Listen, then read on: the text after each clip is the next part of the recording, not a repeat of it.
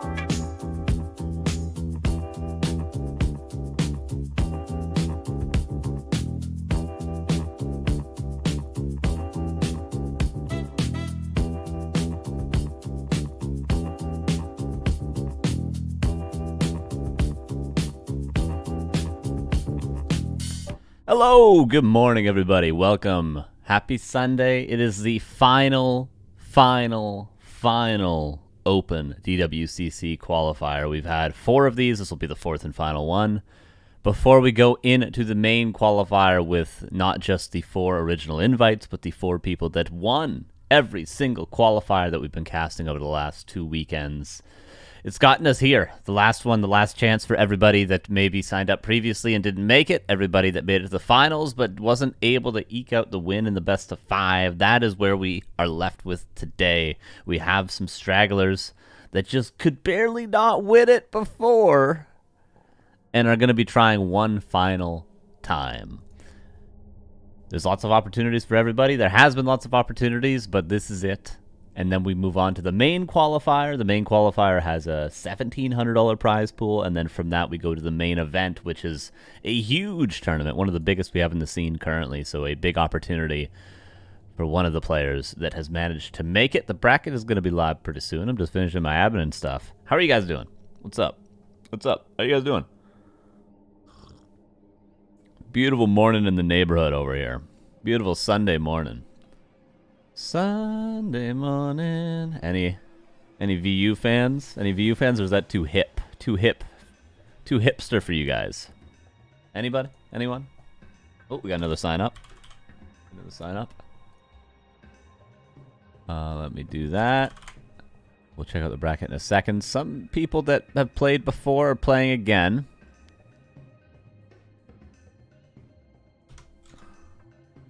Come on, where are you? There you are. I see you, Oliver. Wait, that's not him. That's not him. Oh, we need to go to Poland, and then we'll find Oliver. He's a Polish player. So if I go to Saul Aitman profile, and then click on his flag, Poland, and we find Ollie. Where are you, Ollie? God damn it. I'll find your account. I'll find your account, and I will seed you correctly in this tournament. It's the last thing I ever do. He deleted his account. He deleted his account. It's the last thing I need to do before the bracket goes live. You see the struggle I have to go through, everybody, to seed this tournament? To make it as fair as I can. You see how much effort I put in? And people still complain about the seeding. It's unbelievable. What's up, Brainblaze? How you doing? What's up, Buzzkill? Hello, hello, hello, hello. Are you excited about the attention the game's getting? It's nice. I mean, I like watching streams. I wrote to him. Yeah, what's his pro? Do you have his account, Lemus? He's the last person before I gotta, before the tournament goes live. I found it yesterday, no problem. But now it has disappeared from my grasps. I don't get to the finals because of bad seating. True.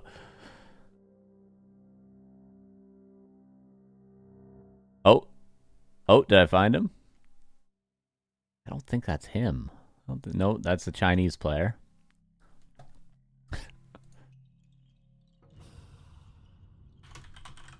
Finalizing seating.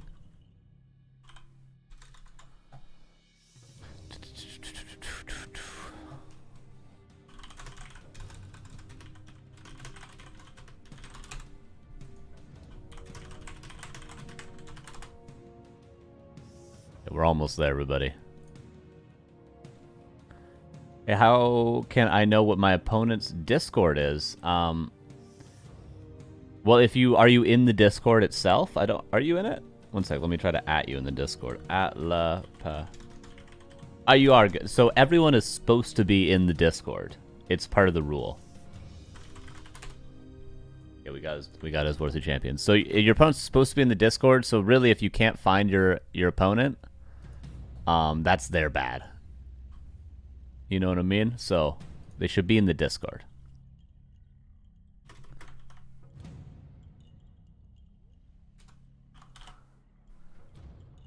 Okay, we're almost there, everybody.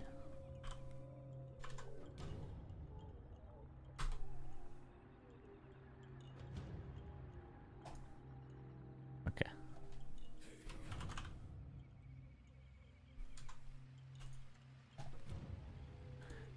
And put him.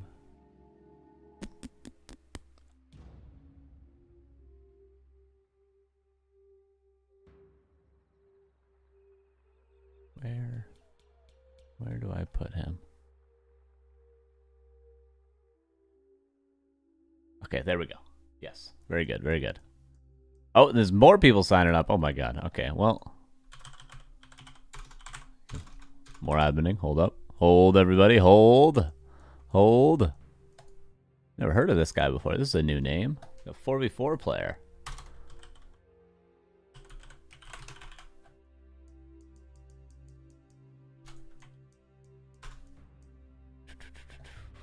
Put him here.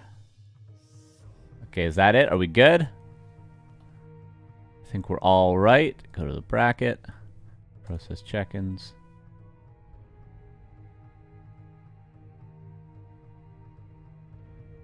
Start the tournament. Here. Tournament is live.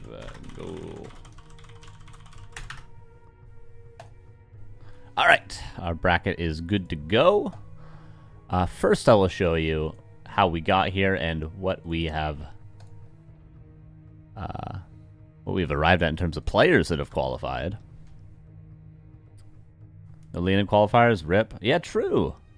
True.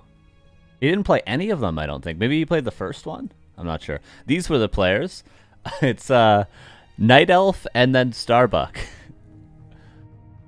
We have Foggy, Jens, Sonic, Soima, Smurf, Pato, and then Starbuck. The 4 invites up here, and then the 3 people that made it so far through the qualifiers, Soima, Smurf, and Pato, which is a big achievement. Like, well played to these 3. Nicely done.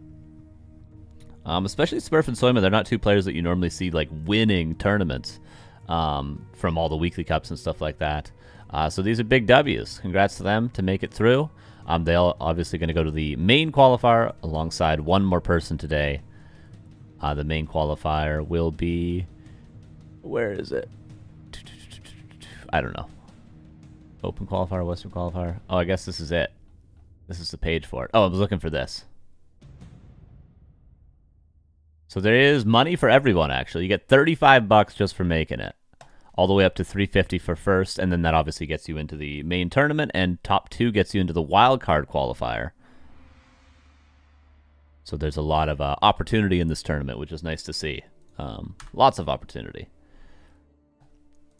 Very, very nice. And our bracket today, let me give it a refresh. Let's check it out. Let's find a game. We have Dirtar Thrall versus Forks, winner up against KraV, who played yesterday but was unable to defeat Pato in the finals. We have Priest versus War3C Toms. The winner will go up against Valdis. We have Ollie versus Div Stale, winner up against Edo. We have Echo versus Abstract, winner up against Godfather. Shocks versus Shu, winner up against none other than PRU's Lemus. Maybe a favorite today He's one of the higher MMR players. I'd say he's top 2, top 3 favorites, possibly. Ik Ben Cool versus Le Perret. Winner up against Bizarre. We have Hello My Friend from BNet, actually. He's a BNet player. I recognize him. He plays a lot of custom games on BNet. There is a little bit of a scene there. He'll go up against Celebrian. Winner up against Inspired. And BSK versus The Sopranos. Winner up against AtheistP. Great bracket today. Some very strong players, not all of which are going to make it. They will not all make it. So what do we want to go with? I'm looking at this one. I mean, a lot of these players I don't know is the thing. You know what I'm saying? We could go with Forks' game. Could be fun. BSK playing 2. Yeah, he's played a lot of these. Played a lot of these. Forks and maybe we go with this match. They're pretty close in MMR. I think let's start with Forks. That'd be fun. We haven't casted Forks in a while.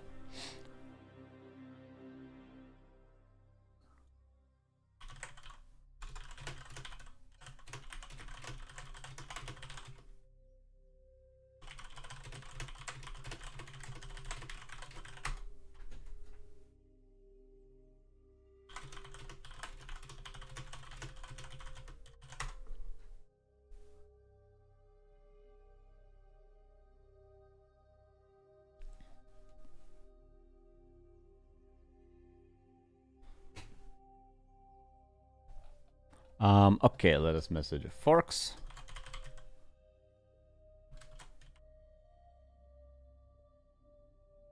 Game name when ready, please. If the name suggests, I know Forks is a Night Elf player. I would think the other guy would be an Orc player.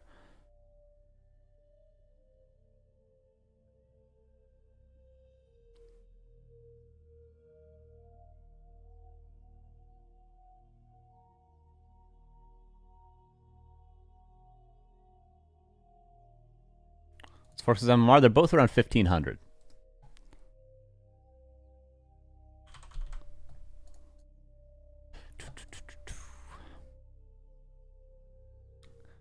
Spelling people's names is always very difficult. It's really my main struggle on this stream, is spelling and speaking.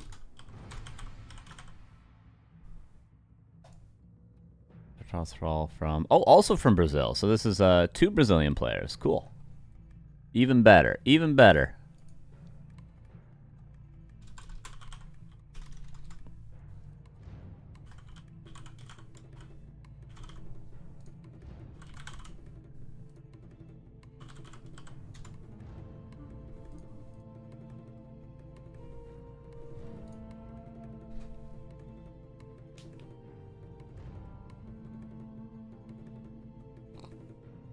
Hey, Forks is typing. I think he'll give me the game name.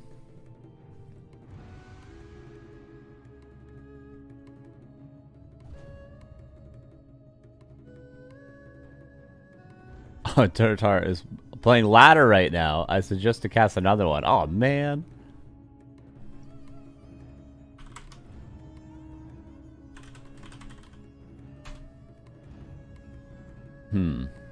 Maybe Shocks versus Shoe. After all that effort.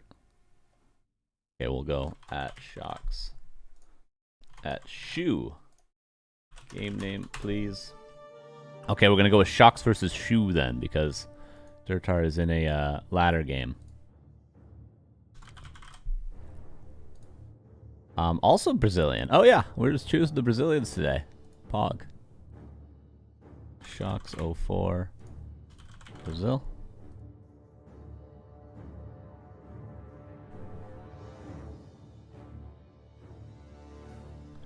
And then where is Shu from? Night Elf player from America. Love it. Beautiful. Shu. United States.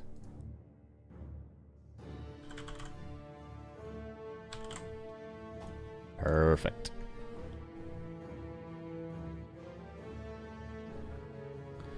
How would I get into tourneys in the future? It sounds excited to be undead against all these night elves. I would recommend checking out the website warcraft3.info. It has a lot of tournaments. It just has a schedule on the right-hand side.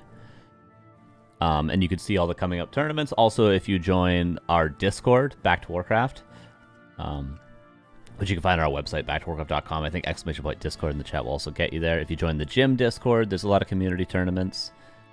Depending on where you're from, sometimes there's like regional tournaments. I know there's the NA Cup. I think there's some Brazilian Cups. I don't know if the Australians still do their own cup, depending on where you're from.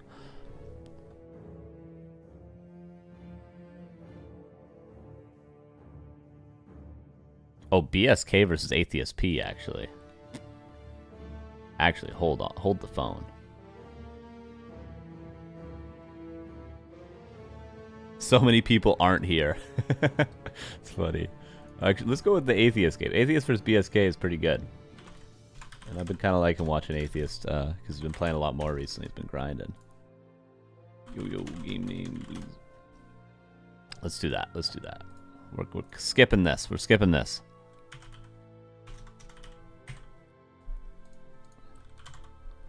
There we go. Let's go with that.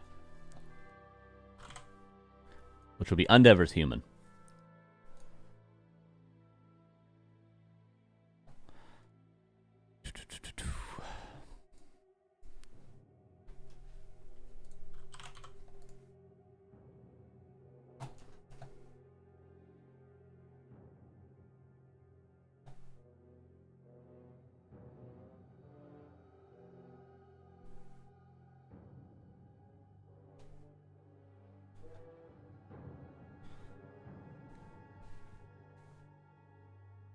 If they haven't already started, let's see. No, they seem to have not. A couple other people have, but these dudes haven't.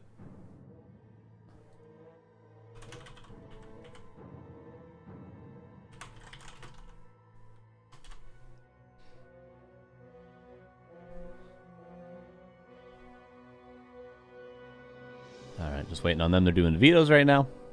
And then we'll be watching some games. But yeah, probably Inspired, KraV, Lemus are going to be the big favorites. There's some other people that definitely could squeak on by. Ito, Bizarre, looking at the bracket, very strong. Atheist is going to be a very strong player in this bracket.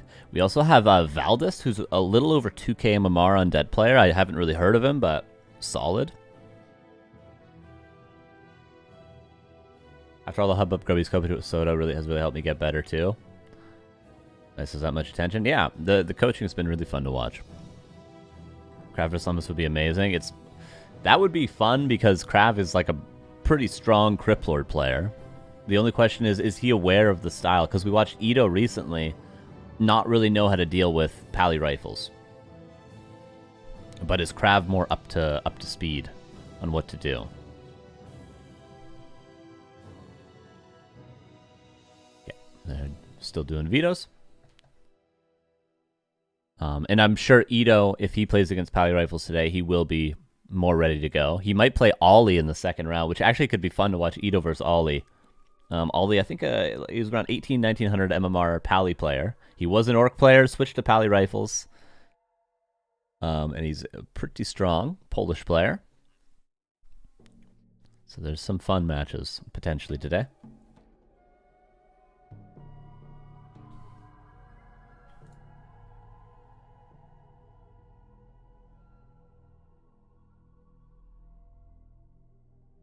Godfather's playing Echo. Good luck to those two.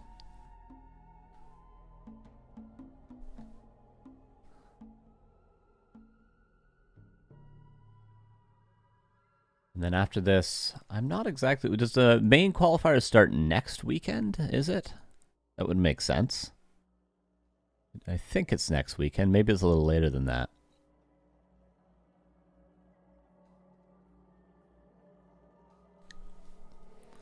And then the main tournament, suppose, starts at the start of next month? Something around there.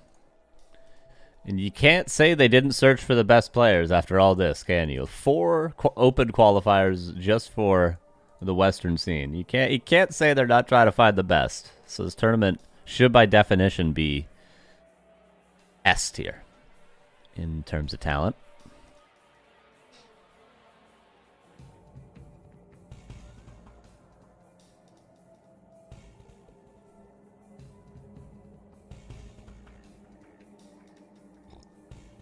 Oh, by the way, guys, we're almost at 130,000 followers. Can we get to 130K today? Probably not, because that's a lot of follow. We need 500 follows, but almost at 130K. When I joined this channel, we had just reached 100K because we had the 100K celebration like a month after I joined the channel. So, thank you for that. But if 500 of you haven't followed by some chance, go ahead, hit that button. You know, you can turn off alerts if you don't like them.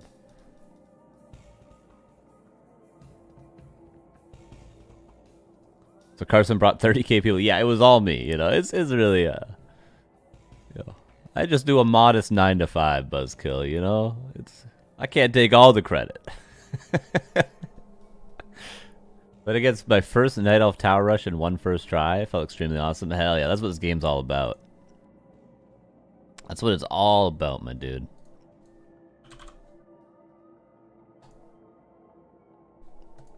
Okay, we are in the lobby of the game. Seems like Northern Isles is going to be the map. Yesterday's stream, I didn't have my right monitor working the entire time. Will it work today? We'll find out. I'll let you guys know in about 5 minutes. Oh, Concealed Hill is going to be the map.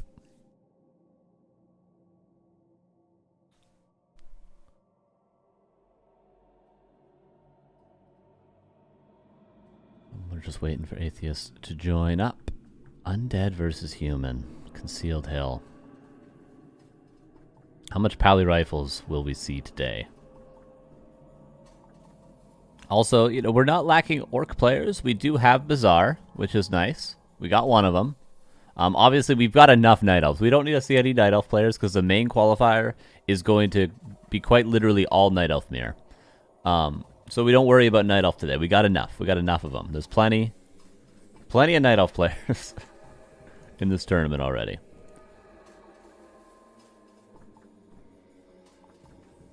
Okay. BSK versus Atheist.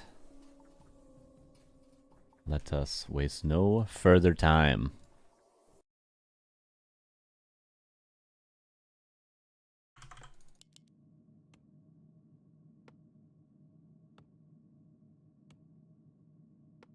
Here we go. In the upper right, from France, apparently, is BSK. In the bottom left, Serbian human player, well known in the community, of course, AtheistP. Should be a pretty solid matchup. I think Atheist a slight MMR advantage. BSK, I think he's nearing 2K. Atheist is nearing 2200 currently. A very strong old school league player, experienced in tournaments. BSK 1800. Okay, he's 1800. So advantage Atheist, no doubt. But BSK within that range where he can take games off people in AtheistP's MMR range. I'd say once you get to 1800, you can start beating people above 2K. Not always, but on occasion. You know, it does happen. And Crypt Lord, I agree with that choice. 1 second, I need to do something. Hold up, hold up, hold. Oh, that is off. Perfect.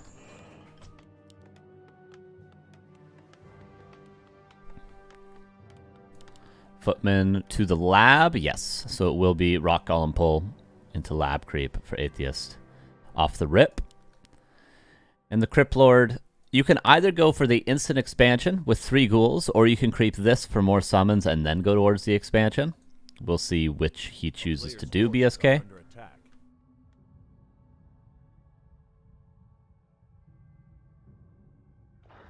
BSK beat a 2150 human in his Fountain of Manor League. Wow.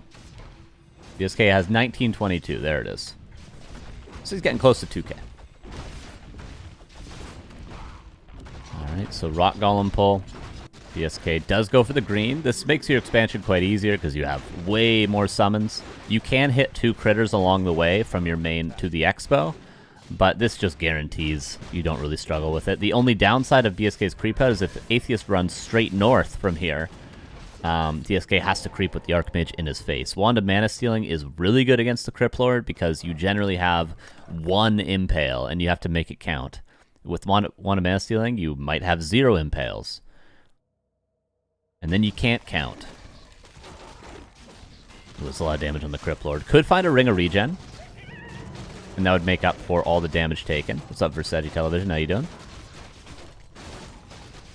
Gold mine. That's greedy. That is very, very greedy. Oh, he found a cloak. Okay. That's worth something. I would like if he was cloaking on the Blight. But not everything can be perfect. There, now he's on the Blight. Impale lands pretty good, but it only reduces damage. Doesn't really deal much. Hello, Sparta. Oh, reveal from the lab. More skeletons. Atheist is going to get this Crypt Lord, but maybe there's the counter surround. Wait a second. Out of range. One more auto attack. 4 HP, but he blocks himself. No! Level 3. And this might be a quick first game, I'm sorry to say, everybody. Maybe if he had gotten the surround on the Archmage. I mean, the expansion's coming up. So far not canceled. Okay, now he cancels it because the creeps. And this is the downside of doing the green first, because then you gotta creep it with the Archmage in your face. Jeffa Fa, thank you for the raid. How you doing? Is this best of 3? No, it's a best of 1, unfortunately, for BSK. This will happen sometimes. This will happen. Not the easiest map to Crypt Lord Expo on. But you know, you could have vetoed out of this. There are a lot of maps in the pool. Crypt Lord back from the tavern, immediately wanted mana stealing. Rough situation. BSK Tech's now. Gonna try to make a game out of it. You only get one shot, so might as well keep trying.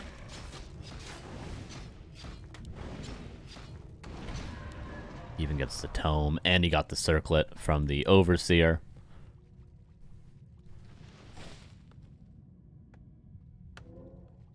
Not to mention Riflecaster on the way. Nerubian, almost upgraded. Atheist has one more Water Elemental and a Wand of Mana Stealing. I think you gotta surround the Archmage, probably, to get him out of your face. More ghouls being produced. There's almost a set of beetles on the Crypt Lord, and we see he is trying to go for that Archmage. Surrounds the Water Elemental, but he surrounds the one that's about to expire. He's not even going to get XP.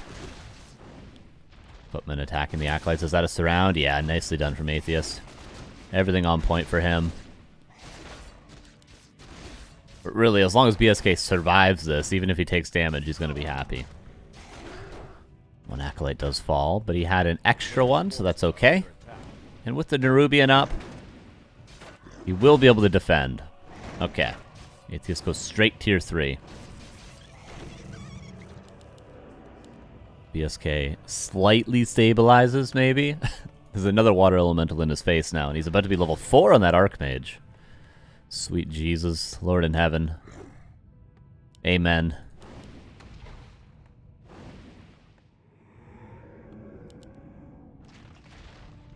Okay, Narub, you can get that Water Ellie. Always nice. It's super easy to surround Water Elementals.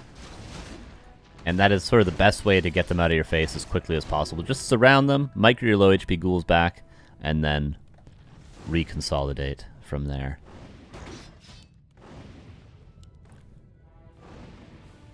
Alright, tier 2 done.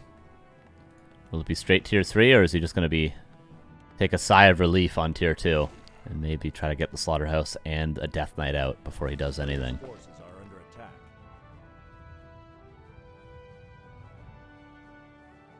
There's the Mountain Kingaroo, and we can start creeping him up. Atheist probably just has to creep level 3 Mountain King, and then get Inner Fire, get a Paladin, get Staff, get Orb. And he's going to have full map control the entire time while doing it. But BSK will be granted level 3 on the Crypt Lord.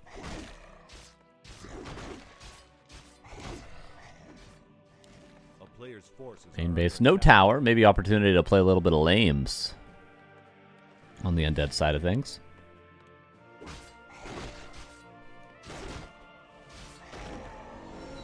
There's level 3 Crypt Lord. Did he go for Impale? He did.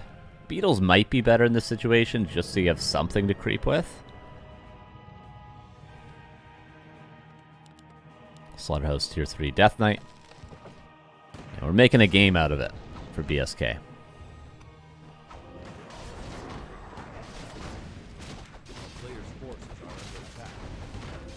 probably Endurance Aura here.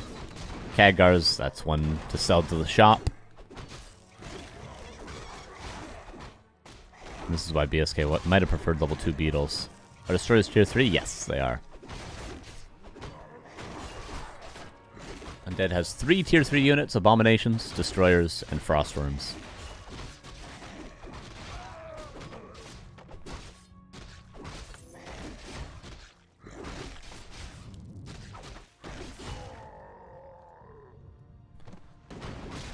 Full red camp for the Mountain King. This isn't going to quite be level 3, but very, very close. 2.99.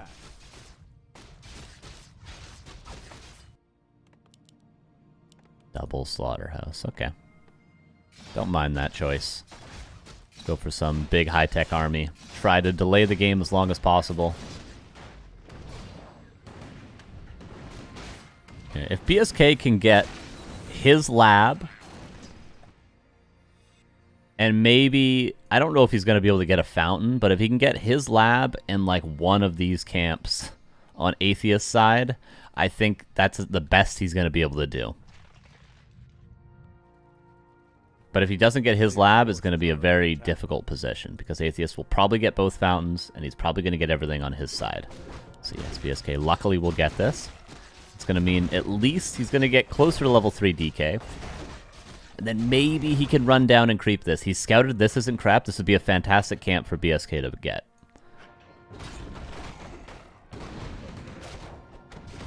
Paladin gonna solo creep the red. This is gonna be like 2.5 immediately out of the altar.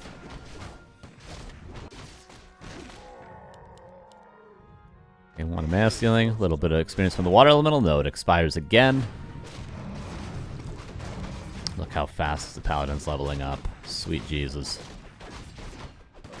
And we saw Fish yesterday, how good these human heroes could be against Undead.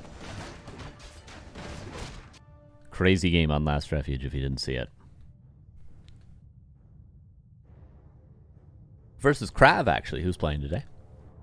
BSK's going to try to get a fountain. Again, I just don't think it's happening. You wish it could, but with 2 heroes and a statue, I don't know, pal. Almost level 3 Paladin. Oh, Lich, don't be rallied down or you are dead. A-Bomb is instead going to be dead. Possibly. Nova and Orb. At least it wasn't the Lich. A-Bomb will force another bolt. PSK comes back. Disease Cloud and more ghouls. Gonna try to kill some priests. If he can kill the priest, he can chip away at the rifles, but Heal Scroll was there, and Holy Light as well.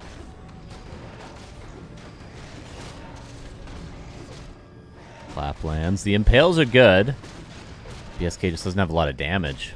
He pulled every ghoul from home. Okay, 1 rifleman for the whole rest of the army. Wand used, found from the lab. Another Impale. I think all the priests... Okay, there's 3 priests left over. There was an attempt made. But unfortunately, there just wasn't enough meat for BSK. A-Bomb's coming out now. Destromorphed. BSK will hold for now. But that's just because there's no mana on the Mountain King. Would you transition into Crypt Fiends against Night Elf Demon Hunter from ghouls? Generally, you'll build 7 to 10 ghouls versus Night Elf, and then you'll go into Fiends in a lot of cases, yes. 7 to 10 ghouls means you're at 24 to 30 supply with 1 hero. 30 being the maximum capacity you have before you build your extra Ziggurat around the tier 2 stage and get a second hero. So that's normally how Undead players do it.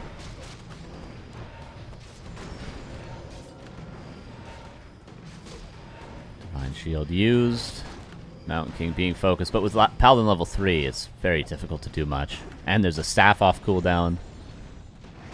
A-Bomb coiled, but only level 1 coil. Impale again is fantastic, but follow-up damage. It's just like Stomp. You need follow-up damage with Impale. It's a Footman. BSK holding on for dear life. And there's still creeps to be had for Atheist. He could back up and creep the Fountain, creep his expansion. He's still got the orange next to his base. And BSK would have to sit in his space and watch it all happen. But Atheist seems to want to end the game.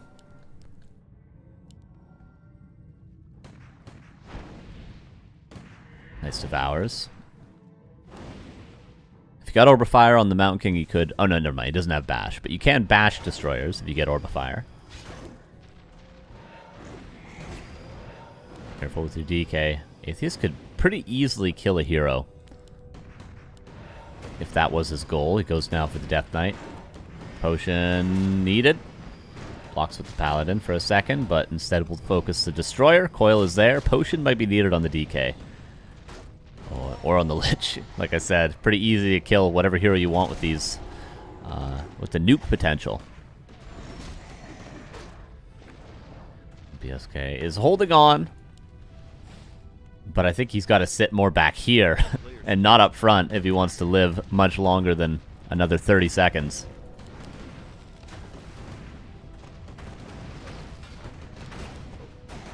Focus on the Paladin. He knows Divine Shield's on cooldown. Impale's good again.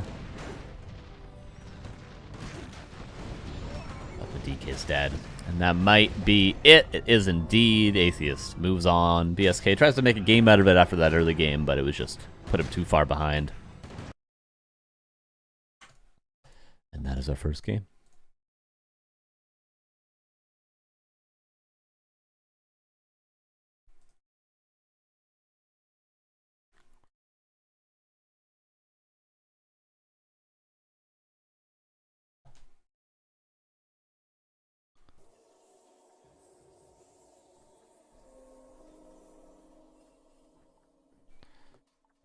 Alrighty, where do we go now?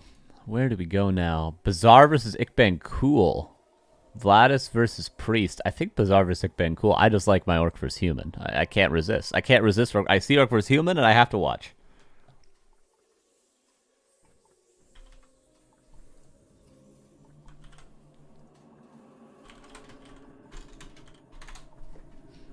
I just have to watch. Oh, Forks is playing KraV. He was able to win that game.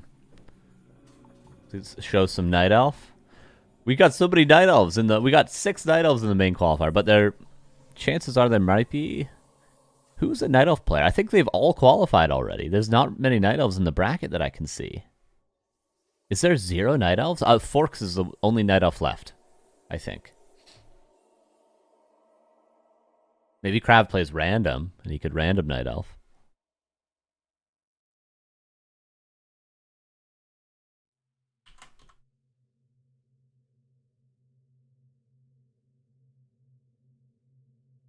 Okay, we're going to try to watch... Oh, hold up. Hold that thought. I'm going to try to get the overlay working first, and then we're going to watch something.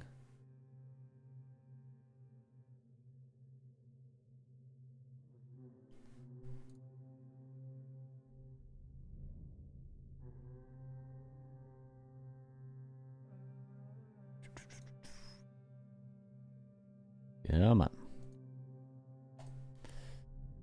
I think they've already started their match, so we'll jump in on Flow. Yes, best of 1 until quarterfinals.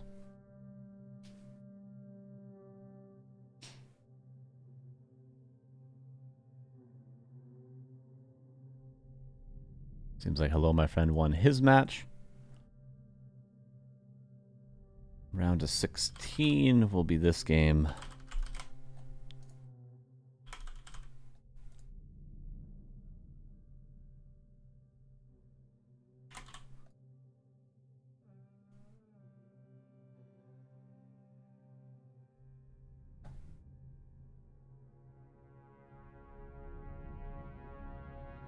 Okay, let's check Flow and see if we can find this match. Ito's playing Ollie. That could also be fun. If we can't find this match, we'll just check out Ito Ollie. Oh, Valdis is actually a human player. 2K MMR human player. Oh, it could be cool versus Bazaar. There it is. We need to restart Worthy Champions again before we can do that. Maybe we can watch a couple of the round of 16 games because I saw a few available. Maybe after this we can jump into Ollie versus Ito because that could be a fun Pally Rifle game.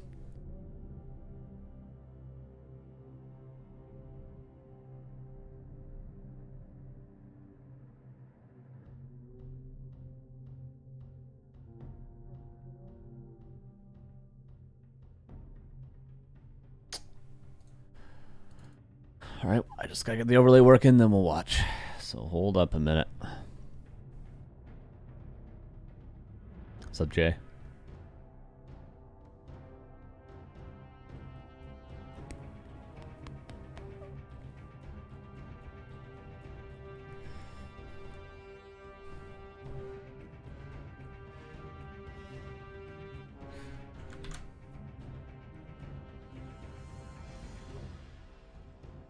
Should commit to the expand. Got too far behind because it was a tough start for sure. Concealed Hill is a rough map sometimes.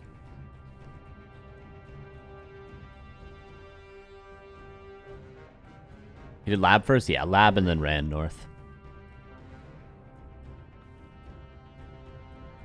That's sometimes the downside I find of doing the green first and then expo as opposed to just doing the expo right away. But it's tough either way. It's Concealed Hill at the end of the day.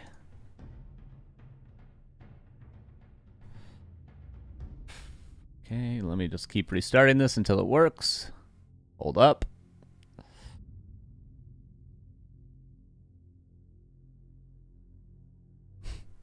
Just keep restarting it. Your Pavlov's Particulars mine? Yeah.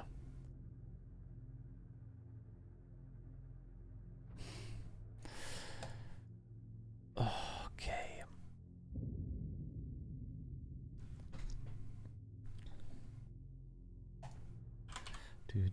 Do.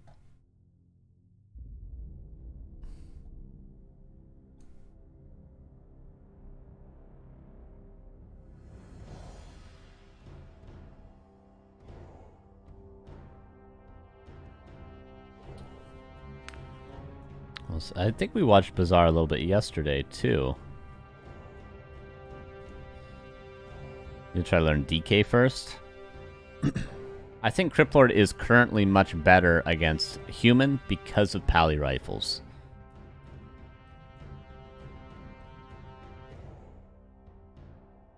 My wife just found out that not everybody likes her Carzone. What should I tell her to make her feel better?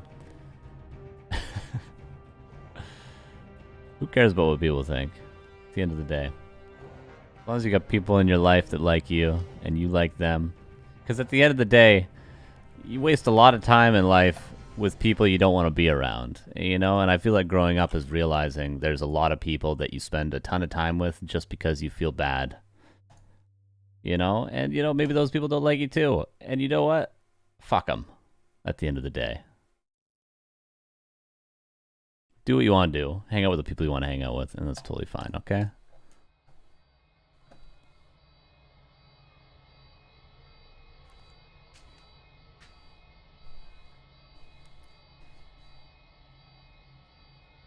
It's not really personal. No, I don't really have that in my life. But honestly, let me tell you, what I will tell you a little personally is like, being in the music industry, you know, amateur music industry, you have to spend a lot of time with people that you do not like.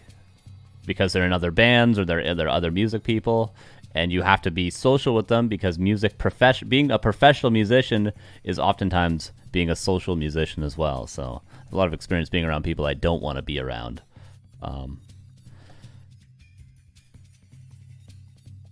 And they probably don't want to be around me either. But we both have to do this dance, and you know, the older you get, the more you're like, I just don't care anymore. I just want to hang out with the people I want to hang out with. You know?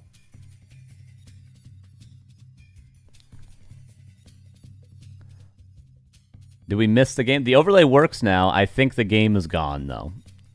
This whole, I've been restarting the overlay the whole time to get it to work. I think we missed our opportunity to watch that game. We did try though. We can watch another game. Rip.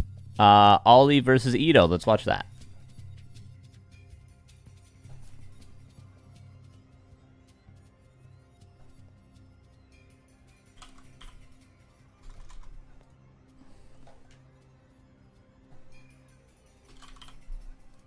Ollie from Poland.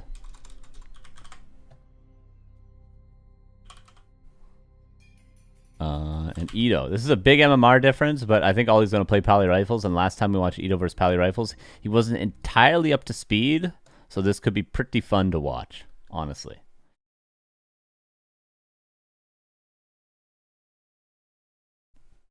Okay, let us watch this game.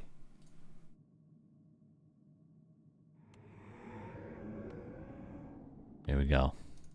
Northern Isles. Bottom left, here is Mr. Ito, and the upper right, here's Ollie. He is playing Pally Rifles. Let's see if Ito has studied some replays. Because last time, it was not... and I think Ito would agree with this. It was not good when we watched him play Pally Rifles versus it. And he came in the chat afterwards, and he was like, damn, I don't really know what to do versus it. Did you watch the replays? It's like, okay, yeah, come back next week. A little bit more prepared, you'll be good to go. So let's see. Maybe he's done his homework.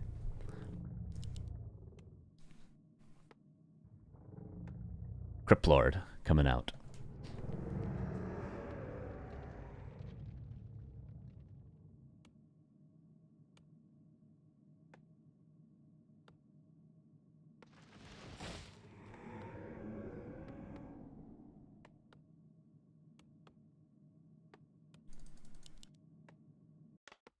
Paladin coming out.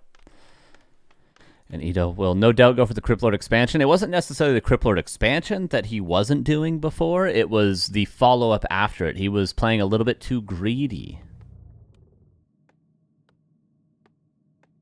Did he rabbit? That's funny. But, I mean, there's lots of replays these days. Okay, we've seen Happy demolish Pally Rifle in a spectacular way. The game tapes are there. We just need to follow the play that Coach tells us to do. There's the altar on summon. I think keeping the altar summoned is maybe not the worst play. I don't exactly know what undeads are doing, but you tend to lose your Crypt Lord. So I think, but honestly, when Happy loses his Crypt Lord, he just tavern rebuys it immediately. So maybe it's okay to unsummon. Player's forces are under attack.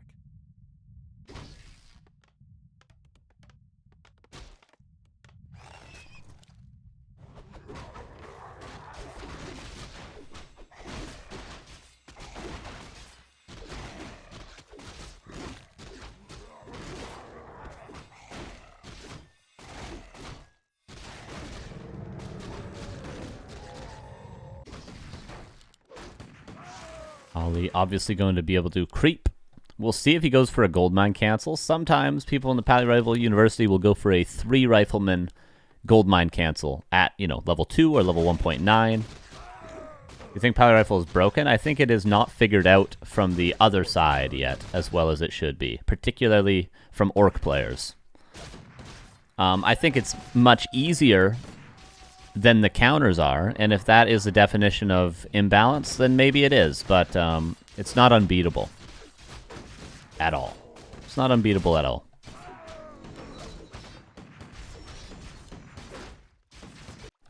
But yes, it's quite a bit easier than other strategies in the game. Quite a bit. But every race has an easy strategy. Farseer Headhunters is quite easy for Orc. And let's, you know, we could be honest, we could be even further honest. Rifle caster 1 base is not that difficult for human in general with an Archmage as well. Come on, guys. Let's be real. Your army micros itself. The difficult part of human is fast expoing. Impale. And expansion is stopped. Town portal backed by the Paladin. I think Ollie's happy with this trade. And now Ito tower rushing? Ito, don't throw this, dude. Don't throw this by tower rushing.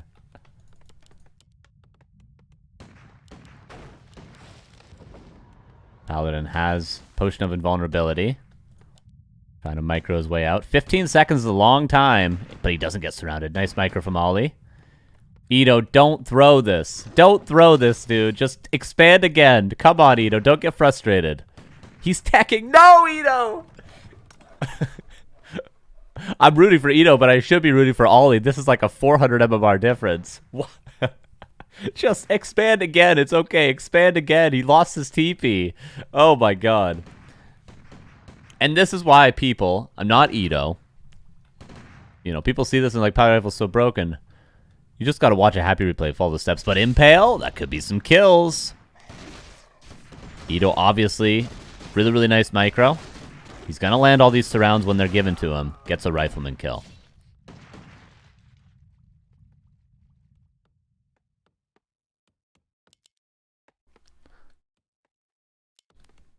Blood Mage on the way. Long Rifle's on the way.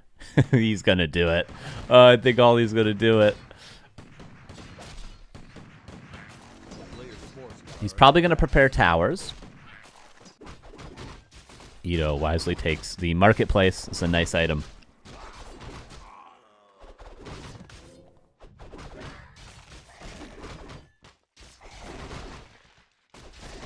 Creep Jack. One ghoul did die to the creeps because this creep always focuses low HP ghouls. Nice surround again, as mentioned. He's going to land those surrounds, but Holy Light level 2. Is it off cooldown? 1 second. Doesn't get it. Second Rifleman goes down. Holy Light secures that kill. Criplord goes forward, but he's taking so much damage from the Warlord. Oh my god. Criplord cannot show his face in this part of town any longer. And there's no expansion. Ollie, probably with a smile on his face. Yes, Ollie, do it. Do it. Kill him. Kill him. Okay, Criplord is not going to be killed. Runs away.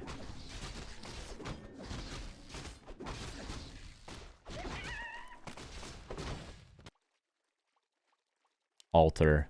He forgot the altar. It happens to the best of us. It happens to everyone. Happens to me pretty much every time I play Undead. Oh, Slaughterhouse gets canceled. Ollie probably sees that altar and has another smile on his face. He could cancel the altar, but that'd be really ambitious. Militia coming across. And now Ito's forced to defend. Oh no! Criplord has no impales. Aggressive Holy Light. Oh, might lose the Rifleman. No, he should be able to save this one. Is. Here come the police. Okay, Death Knight has to be built now. Has to be built now. Potion used. Build a shop, or is he going to build a some towers? Okay, shop for now. A wise choice. A lot of units being pulled. Mana potion. Holy Light available. But still, medium armor. Dies very quickly to this whole army. Holy Light is there. Death Knight not being built, by the way. This is all, what you see is what you get for Ito currently. And the Rifleman saved. Okay, one peasant goes down, but that's not the trade we want. 4 ghouls for 1 peasant. Impale lands again.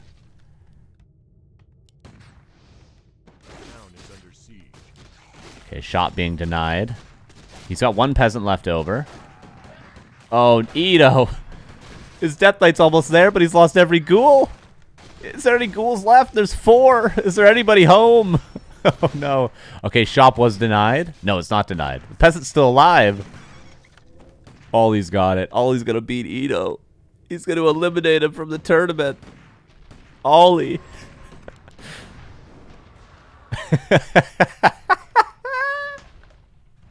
Oh, I love it. I love it.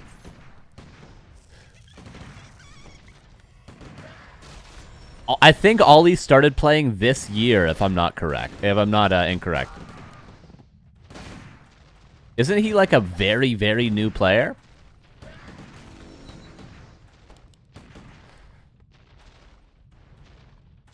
Wasn't Ollie 1409 months ago? Yes. Yes, he was. That's for sure. He was an orc player. He was an orc player and he switched to human. And then he got the Lemus coaching. Ito, I see you in chat. I'm sorry. I'm sorry. I'm sorry I'm laughing. It's all in the name of content, Ito. I hope you understand.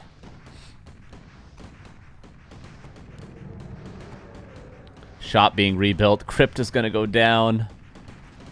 This game is over. This game is over. There's no winning. There's no winning. It's over. It's over. Look how many riflemen are... What are you supposed to do when there's this many guns in your base? You have nothing but claws, and little feet, and the ghouls, they plummet to the technology of the riflemen. You're in the Stone Age. This isn't gonna work. They're shooting bullets.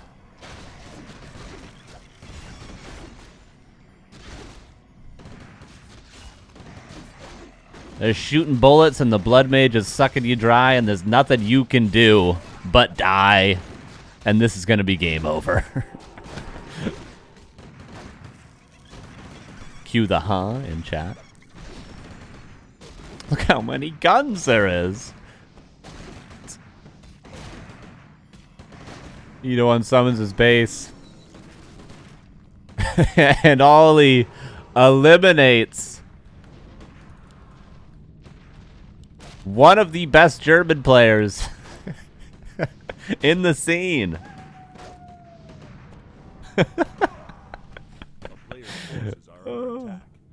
Now, to be fair, I saw 100 kg beat Sheik with Pally rifles once, okay?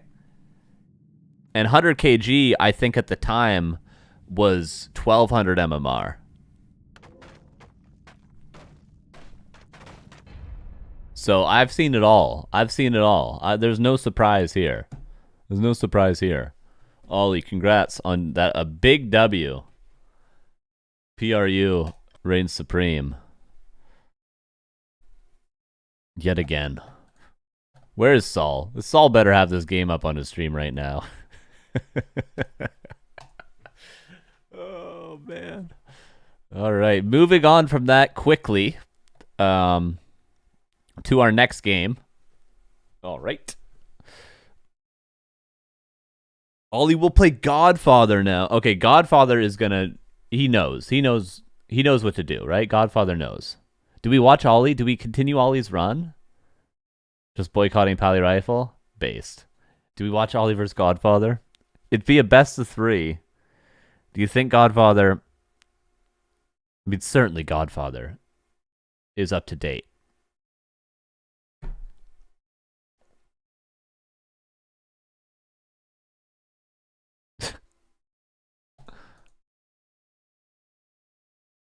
Okay. Sweet Jesus. Let's see it. I think we gotta watch it. I really think we just gotta watch Ollie. Unfortunately, Bazaar got eliminated. Ikben Cool, though, fortunately, is in the quarterfinal for him. But there is no Orc player left. There is Pally Rifle, and there is Undead left. Okay, Ollie vs. Godfather. Let's do it. Let's continue the storyline. In a best of 3.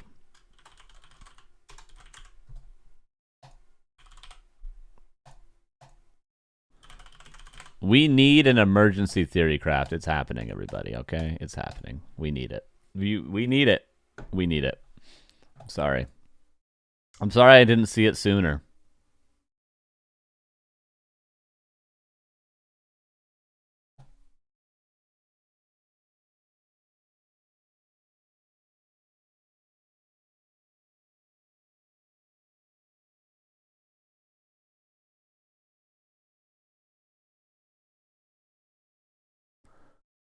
Okay, I just saw an interesting message in the Discord. Okay.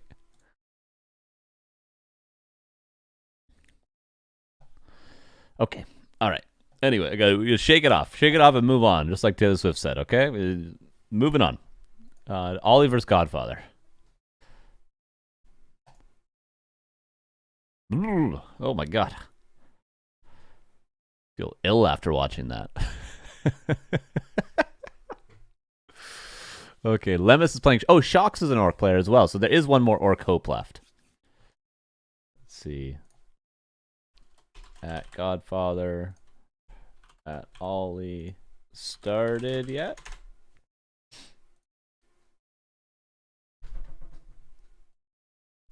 Let's see if we can get that game name. Let's play this.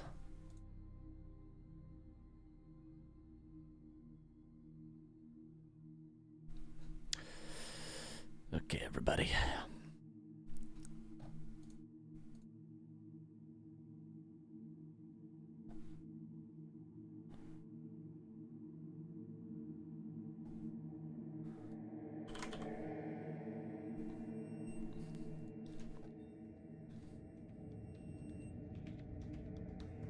KraV says, go in the Discord. How are the hot dogs? Delicious. I'll probably have 2 more after this stream today. I mean, they're 2 for 1. I bought 12 dogs. What am I supposed to do? Not eat them? Of course.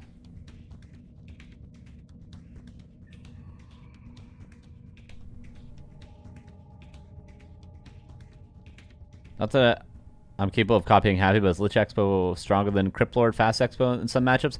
Yeah, the reason why Lich is sometimes stronger is because Lich scales better in the late game. It's the best scaling undead hero next to Dreadlord. But Dreadlord sort of has a very big upswing. Like the curve for Dreadlord is like level 1, level 2, level 3, and then level 5. And Lich is sort of like, okay, level 1's pretty good, level 2's pretty good, level 3's even better, and it's like more of an even curve is the strength of Lich compared to Dreadlord. And then obviously Lich scales better than Cryptlord, so does Dreadlord, etc., etc. But Cryptlord is just the easiest expansion to secure. If you want an expansion, Cryptlord is your best bet as just a hero for expanding. That's sort of how it works. So KraV is going to be playing Valdis, a human player. Gamma time, we could do that. We're in the best of 3s. You always patiently wait. You patiently wait, and then you drop it in the chat. I respect it.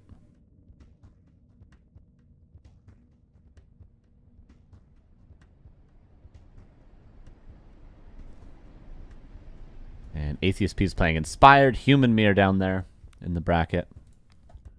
But we're not looking to watch Human Mirror. Oh no. We got something else on our schedule today.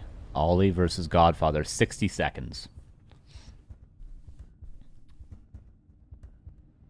Alright. Godfather, not quite Ito's MMR, but he's around 2200. Ollie currently 1843 on War 3 Champions.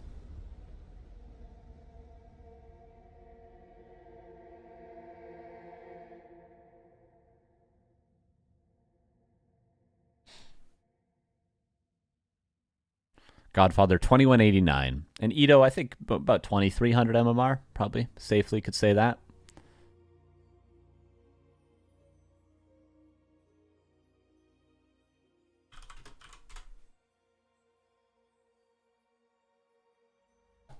And we're almost ready to jump in this game. 5 seconds.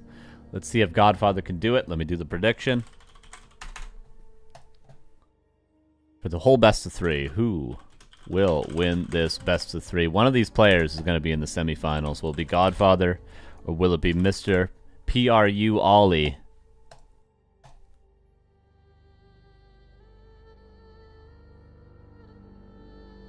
Yeah, some of that's inflation, though. Boy, Zeno. But thank you. I feel like I'm playing decent right now, but I don't think the MMR completely reflects that. I think a little bit of MMR inflation, to be fair. But I do think I'm improving, so that's all that matters, right? All that matters. We all get a little bit of MMR these days, you know? We're all going up a little bit. Most of us. I think Saul's MMR is dropping. I don't know why. He's casting too much. Saul's got to get on that ladder and grind. He's got to do a 100-game stream.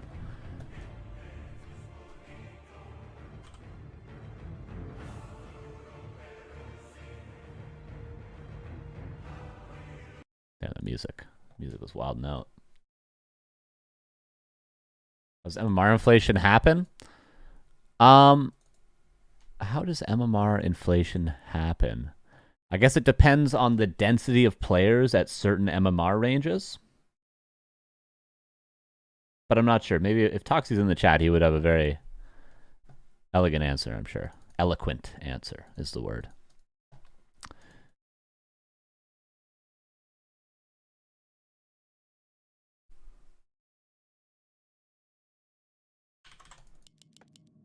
Ollie versus Godfather. Let's see if Ollie can do it 2 times in a row. What he did against Ito once. In the upper right, here's Godfather. In the bottom left, playing the Pally Rifles, it is Ollie.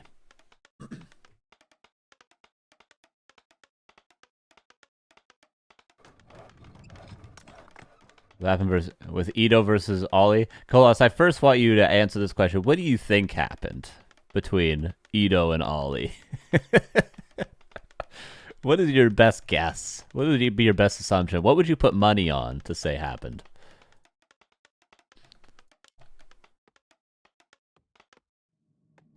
Dreadlord from Godfather. Not often played, but this is what, when Happy was playing a lot of War 3 champions, and he knew that Lemus was a Pally Rifles player, Happy would always play Dreadlord blind versus Lemus. It was the only human player he was going blind Dreadlord every game. So, you know, this has classically been a response to Pally Rifles. Is it these days? No. But maybe it can work just the same as Cryptlord. I don't know, but Ollie to me is the perfect nickname to beat a 700 MMR difference with Pally Rifle. Yeah, for sure.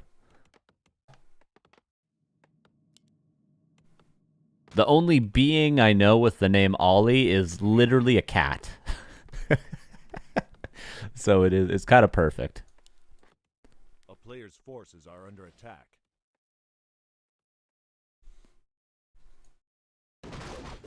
Oh, nice surround. There's PRU at work, everybody. Doesn't really do much, though, does it? He's still getting attacked by all three creeps. This really, literally does nothing. Quite literally. I guess he doesn't get his rifleman ensnared. That's it? I don't know. And Dreadlord to the expansion. This is a much more difficult map for Ollie to find a goldmine cancel on, not just because there's a longer rush distance than Northern Isles, but also there's not as many paths directly to the expansion. You can get a little tricky on Northern Isles because there's 3-4 paths, but on Concealed Hill it's sort of like a 2-lane map, 1 lane, 2 lane, and then you have the center hill. But really, if you blockade right here, most likely your expansion is not getting canceled, because otherwise you have to kind of go through the main base area to cancel it. So long story short, Ollie probably not going to be able to do much economic damage, but he will be able to get level 3. Can I ask a strat question unrelated to the match? Yes, you may.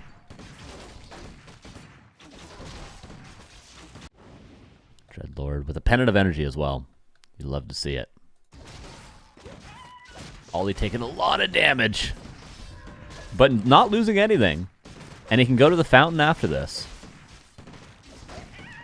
Keeping every peasant alive. Nice micro from Ollie. Needs to go to the fountain, or else it'd just be too inefficient on mana. Look at the items.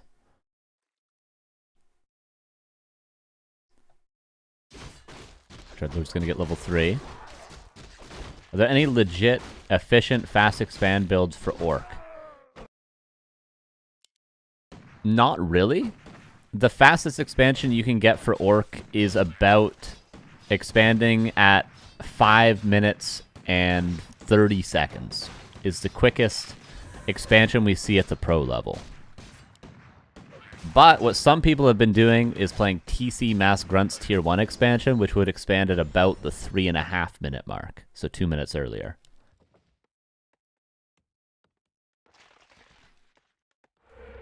Dreadlord goes in. That's a freebie rifleman if he wants it, but he wants peasants. Arcane Tower is up. Town Portal back. This is just like the Edo game. All those peasants that were once beautifully microed are now free experience for the Dreadlord. 1 ghoul traded. Back to Warcraft. Fix your mic. Okay. Let me get my screwdriver out. A player's forces are under attack.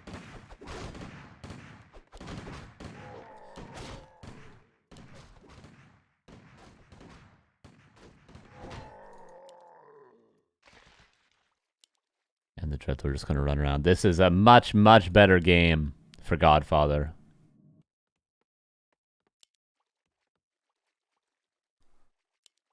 And all he has to do is just run around. All he has to do is run around.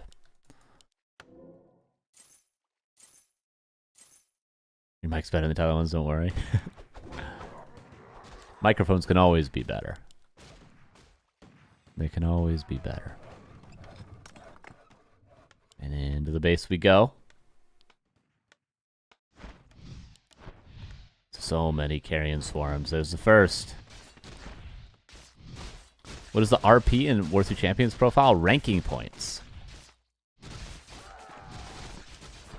Oh, nice harass. It feels like Dreadlord might actually be better than Criplord. I mean, Happy is playing Criplord, but like Godfather's essentially playing the same exact style as Happy. He's just doing it with a Dreadlord instead of a Criplord, which I don't see any issue with personally. What is the main weakness of a Dreadlord given this style? If you're just gonna lame anyway, Carrion Swarm feels pretty good. You're gonna lame and you're gonna creep to level 3 because, you know, Happy creeps his Crippler to level 3.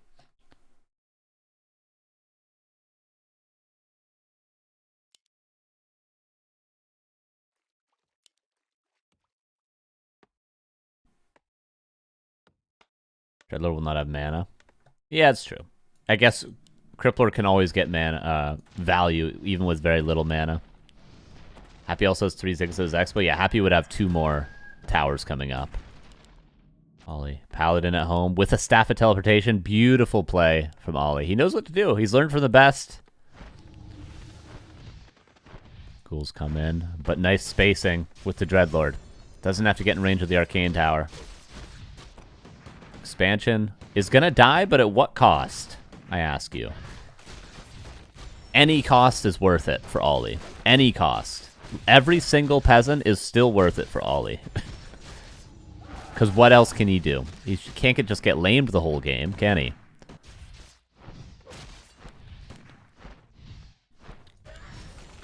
And he does hold on. 5 peasants on lumber is fine. He's still got a 40 supply army. Expo's going to die. And Godfather's going to tier 3. Triple Crypt will not be able to be produced with. Players' forces are under attack. Dreadlord level 4. And Ollie cleans up the expansion. Is he going to go to the main base? Oh no, he's going to the main base. How does Godfather defend his main base? Okay, he's towering up. He's supply blocked at 30 supply. Dreadlord needs mana. Invis pot used. But he might need to bring the Dreadlord back. Oh no, Ollie might be winning. Okay, counterattack. Paladin's still here. The biggest mistake Ollie could make would be staffing the Paladin in, thinking he's safe at home, but he's just leaving it. Ollie has real chances, everybody. Godfather, okay, towering everything.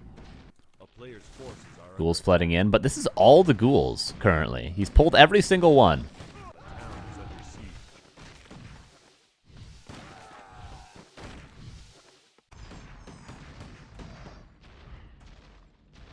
And Ollie backs away. Multitasking maybe not ideal.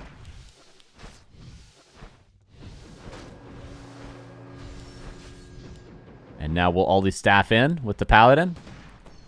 He should staff in with the Paladin. Maybe not. He's afraid of the ghouls still. He's just leaving the Paladin. Still a close game. Tier 3 is closing in. Lots of ghouls being produced. Triple Crypt. Obviously can't fully be used, but since he was supply blocked, he can. Mana pot used. Paladin now coming in. Ghouls immediately moving to the main, but Militia and 1 Rifleman might be able to fight them off.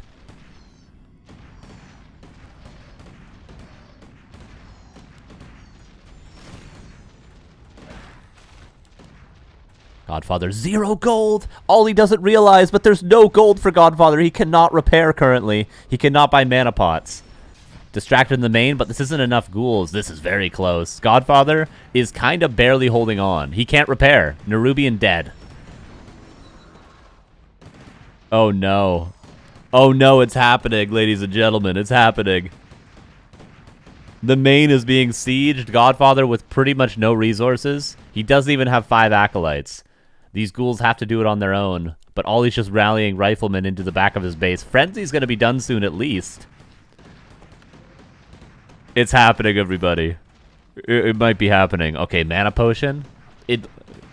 Godfather has one last stand. He's pulling the ghouls back to defend. If he doesn't win this fight, he's not even mining with 5 right now. He's literally not mining with 5.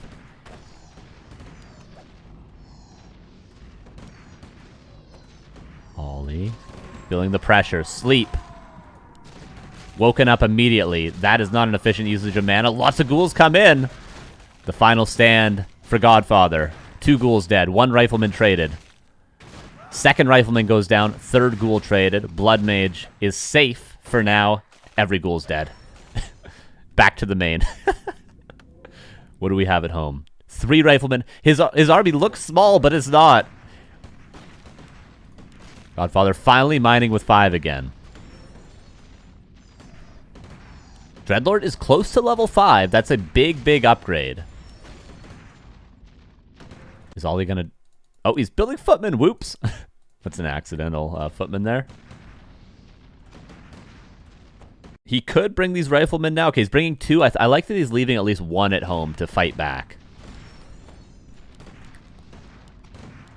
He needs to use Siphon a bit more actively. The Dreadlord was in range there, but hard to do everything perfectly. I understand. I mean, he's down 400 MMR here. Let's give him some leeway.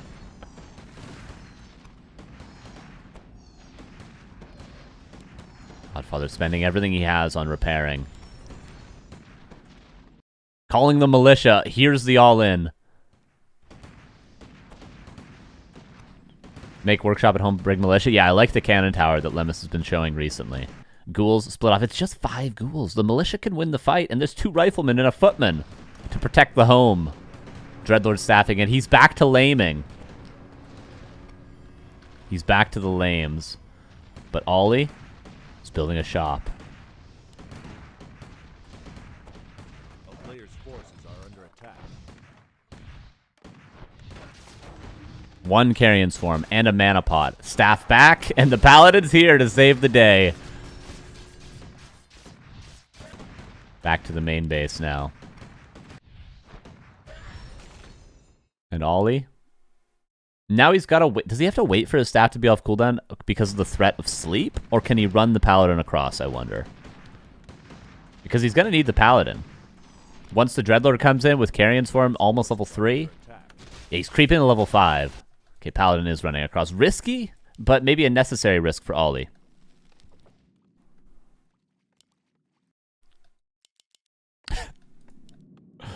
Still anyone's game. Checking for the expansion. Seeing, okay, how can I lose this game? Well, if he snuck an expansion, maybe that's a way. He didn't sneak an expansion? Okay, back to the siege. I like that safe choice from Ollie. Level 5 Dreadlord and 2 ghouls. What does three riflemen at home? Defend the castle. Oh, no. Dreadlord alone. Can he do it? Arcane Tower? Focused immediately. Yes, the peasants are dying, but Ollie's got enough peasants. And he's slowly sieging away the base. Dreadlord staffs back in, 5.1. The ultimate would win Godfather the game, but that's the best he can do.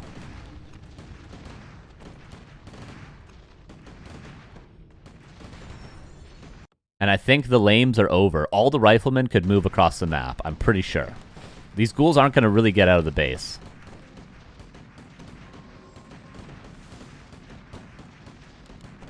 And look at the angle. Are the riflemen coming across? Would love to see these guys move over. And this might be the final stand. Okay, that's a nice carrion swarm. Wait a second. Hold the phone. All he needs is back to the shop and kite to the shop and buy a heal scroll. Uh-oh. And every rifleman kill gets him closer to level 6. Oh, that 1 carrion swarm almost killed the whole army. Level 3. That was a good exchange. Almost level 6 on the Dreadlord. Rifleman, you need to get over. Yeah, heal scroll would have been great. Okay, workshop coming up. Patient play. Another shop for the Dreadlord. He knows he needs to do it on his own. Are they coming across? Okay, riflemen are coming across.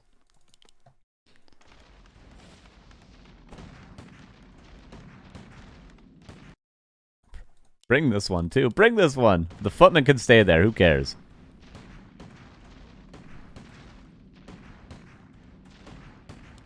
Is he going mortar team or cannon tower? Mortar team would be easier on the lumber currently.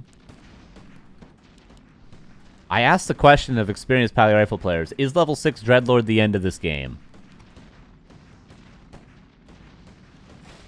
Is it the end? Or is it, can you fight back from a level 6 Dreadlord? I don't think so. I don't think you can.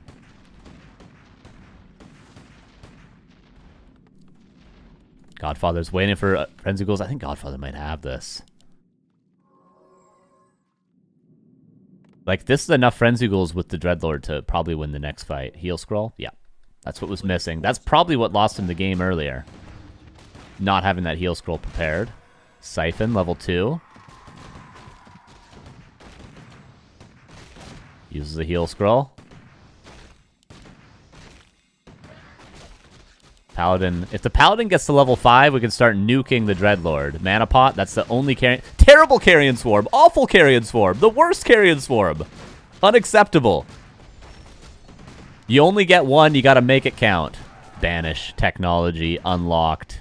And Ollie lost one Rifleman? Did he even lose one Rifleman? What's back at home? Ollie, rally them, please! Please, Ollie. For the people. A player's forces are under attack. Mortar team starts the siege. Almost level 6. Will he ever have enough mana? Okay, well, there's level 6.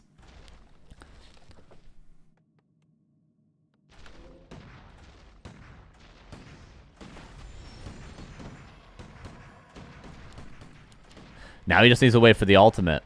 And then what does Ollie do? I guess if when he sees the ultimate, does Ollie TP away? Or does he fight the ultimate? Okay, Rifleman finally coming across. This is gonna make the army pretty big. Like, he's gonna have 8 rifles here. That's big enough to almost kill the Infernal. I think he doesn't have to be too afraid of the ultimate. Like, look how many Riflemen he's about to have. With 2-0 piercing damage against the Infernal, Ollie might still win.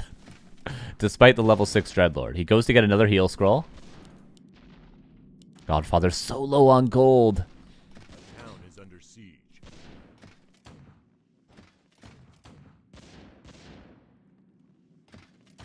Toxie, based. Absolutely based Toxie in the chat.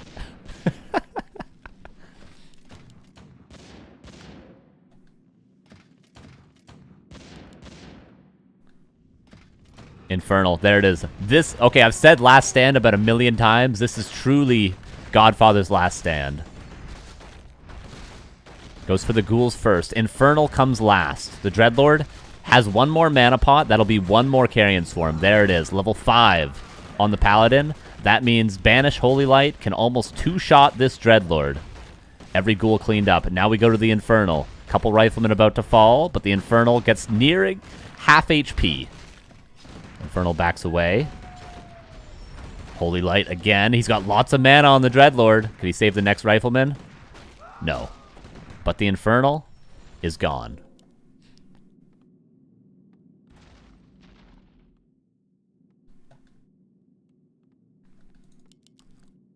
The Footman comes in. The lone Footman.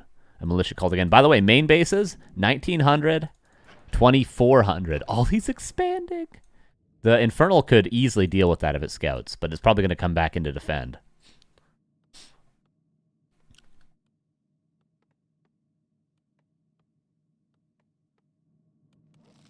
Ollie should start Banish Holy Lighting the Dreadlord. I would love to see him do that. Just throw a Banish Holy Light on the Dreadlord. That is going to do how much damage? Someone do the math. 300 damage? Just start doing, every time you see the Dreadlord, Banish Holy Light. He's not going to be able to recover from that. Like, Banish Holy Light. Banish Holy Light. You will kill the Dreadlord. Infernal into the main. Banish Holy Light.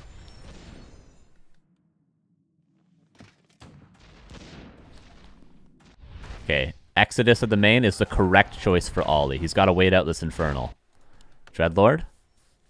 Potion of Invulnerability. Realizing the threat, possibly.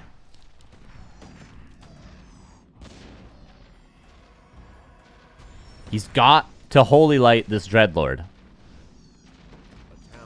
Banish Holy Light. There is 5 peasants over at the expansion that can go in once the Infernal expires. But it's the right choice. Do not mind, you're just going to lose all the peasants. This Dreadlord has no reason to not be dead right now.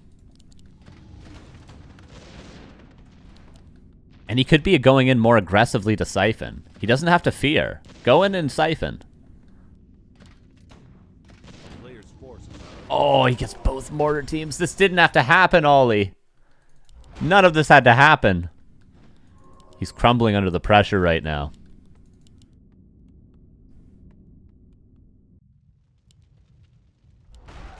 Infernal probably about to expire. And then Ollie needs to... Oh! He's going to spawn another Infernal in the main.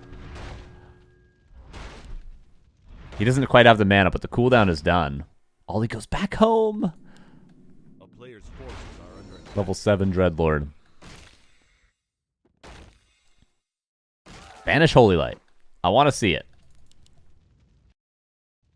Okay, Infernal again. This one probably will just be killed by Ollie. But he might kill the keep. 1900 gold left in it. See, that now he's realizing the strength of Holy Light onto the Dreadlord. Now he knows the strength. Okay, no economy left. Ghoul's cleaning up the workshop. Godfather will run out of resources, but he's re-expanded at some point. And now Godfather pretty much just has to lame all the buildings down. That's all he's got. He's just got to eliminate Ollie, which he will be able to do over time with solo Infernos. In fact, this Inferno might kill the whole base on its own. A player's forces are under attack.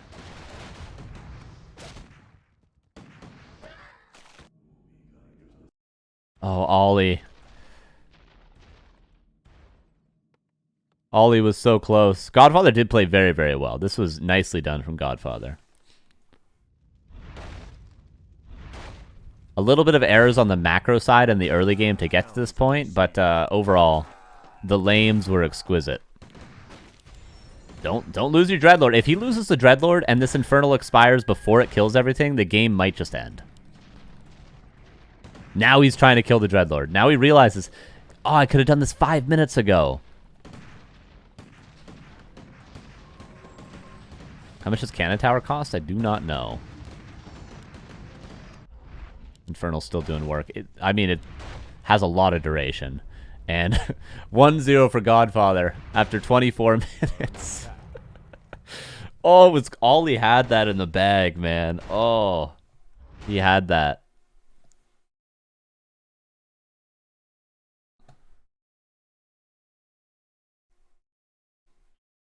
Okay. Let's see game 2. Well played to Godfather. I mean, we're rooting for Ollie because he's a huge underdog and it would be funny. But Godfather played that really well.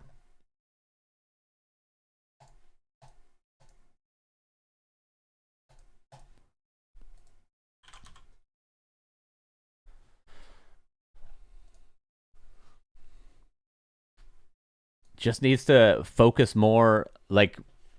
Just control the Dreadlord more, I think, is simply what you have to do. Control the Dreadlord more. More aggressive Siphons, more aggressive Holy Lights.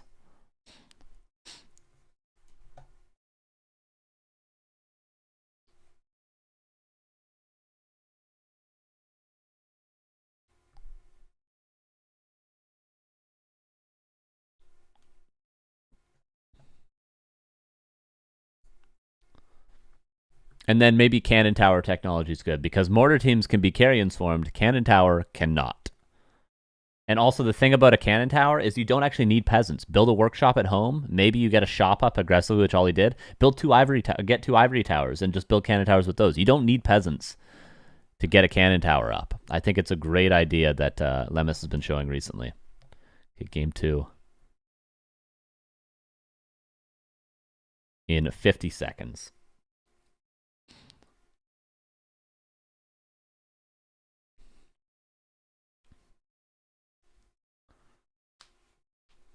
I think more so what Toxie is illustrating is that he's at 1900 with Pally Rifle. That's the best he can do, which means he's losing to lots of people playing Pally Rifle because people at his MMR know how to counter Pally Rifle. But the people he's playing with that are higher MMR are maybe a little bit complacent and not countering Pally Rifle. So it's not necessarily that the strat boosts his MMR, it's just that people aren't countering it, so they're losing to it. I think that is what Toxie is trying to illustrate.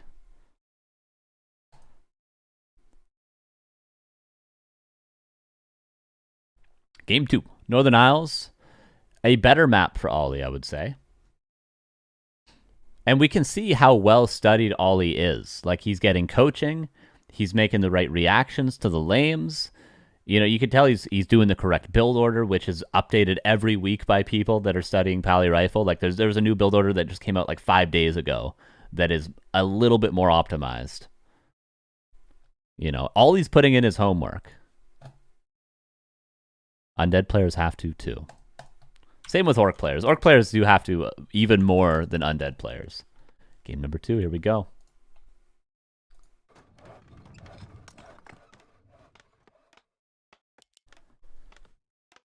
Bottom left here is Mr. Ollie. Upper right here is Godfather. Will it be the Dreadlord again? And will it be a no Haunted Goldmine cancel game? Obviously, it was killed on Concealed Hill, but it was not canceled.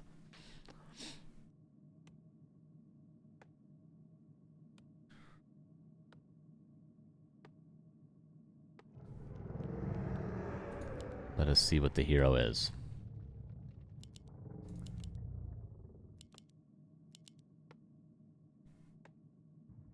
Cryptlord this time around. Okay, makes sense.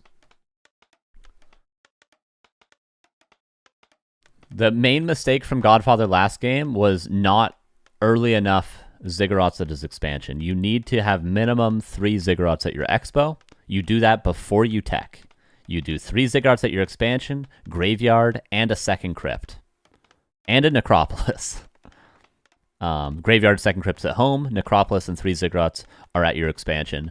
And then when the Pally Rifle player begins to push, you upgrade 2 Spirit Towers because you already have the graveyard and the Ziggurats prepared. You don't have to go, oh, I'm getting them canceled because I greedily teched to tier 3. That was Godfather's mistake.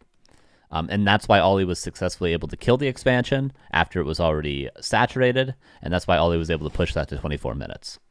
A simple mistake allowed Ollie to snowball. Let's see if Godfather fixes that this time, because if he does, everything else was very well done from Godfather. Also, Pennant of Energy. Nice item, right? Can't say that didn't help him a lot. How many mana pots do you think he bought last game? Like 10? A player's forces are under attack. Godfather creeps the green first. Surround again from Ollie. This is interesting from God. Is he going for the Tuskar into the expansion? This is just screaming, cancel my gold mine. This creep route. Is he going to creep the red? He's expanding at the red. Yes, he's doing the insup. Any insup fans in the chat? Forces are under attack.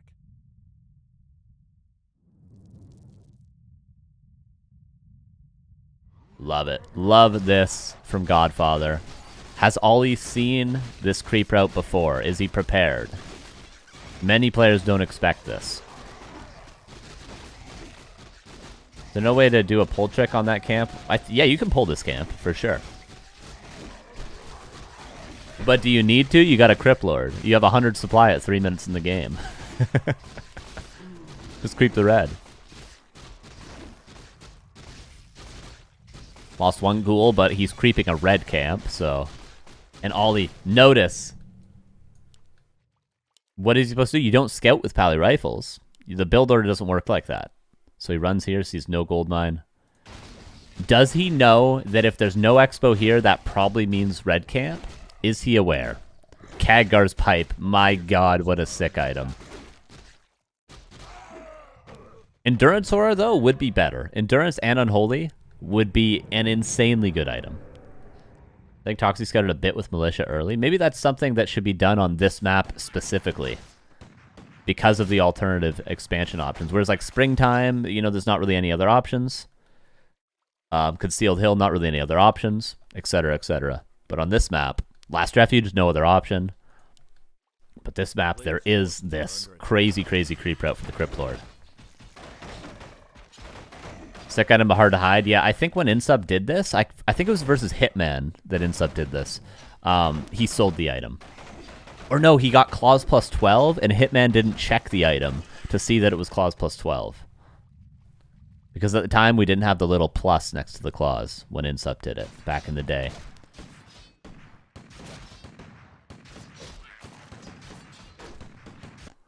But last game, the expansion got up as well. And Ollie still just pushed and killed it. So all he has to do, I can't get away from the puns, is eventually find it. Will he check the item? Will he check the item?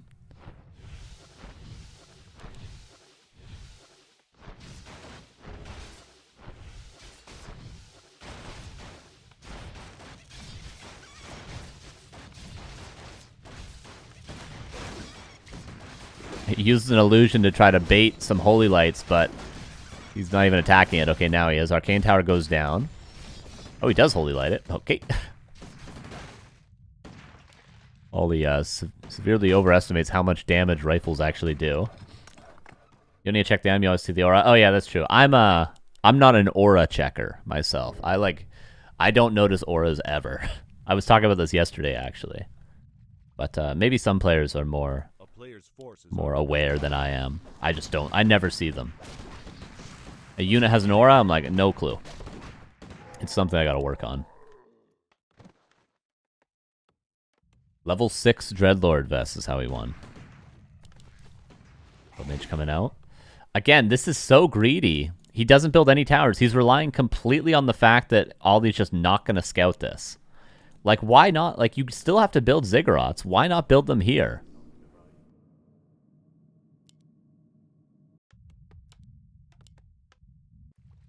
A player's forces are under attack.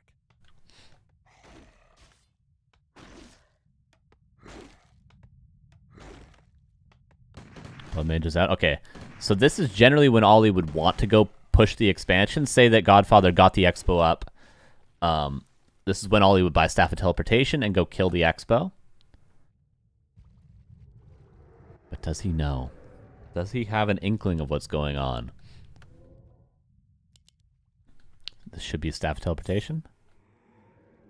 Yes, and double replenishment is pretty nice, right? It's not bad.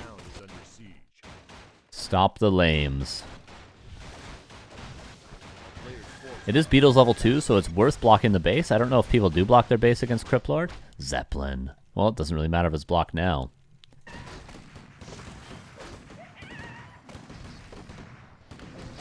Built the giant strength. And Ollie might have to town portal here. Zeppelin took a lot of damage. It's almost half HP. Ollie goes to the main, and the Paladin goes back with a Staff of Teleportation. But again, no anti-air other than the tower. Maybe if he builds one more rifleman, he can start attacking the Zeppelin.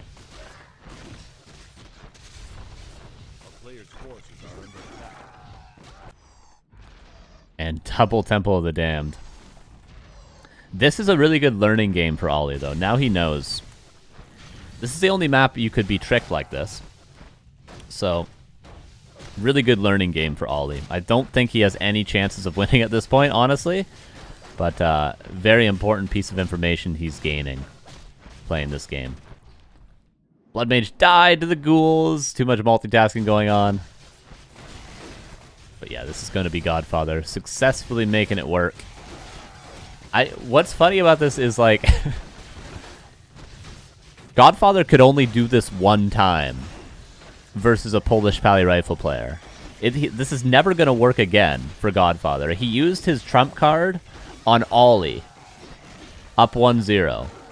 Like, he could have saved this for maybe an important series versus Lemus. Maybe he has to play Lemus in the Grand Finals. You know, he could have saved it for an important series against Starbuck or something. But no. He used it against Ollie. And now this red camp is going to be scouted every single time he goes for it. For the rest of his career.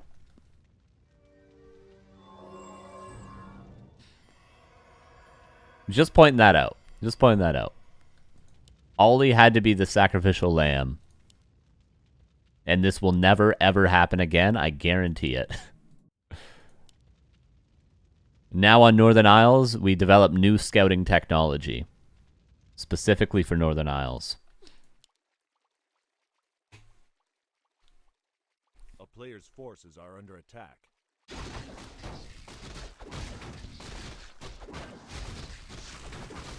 Oh, is there music in game? Now there should be.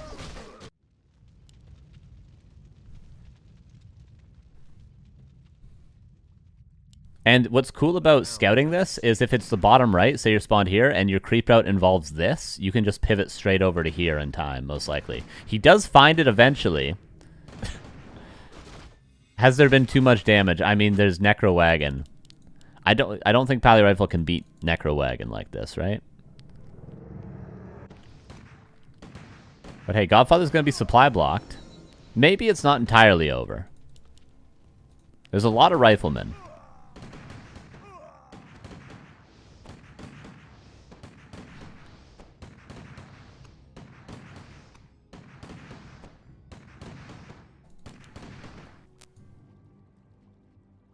Necromancers.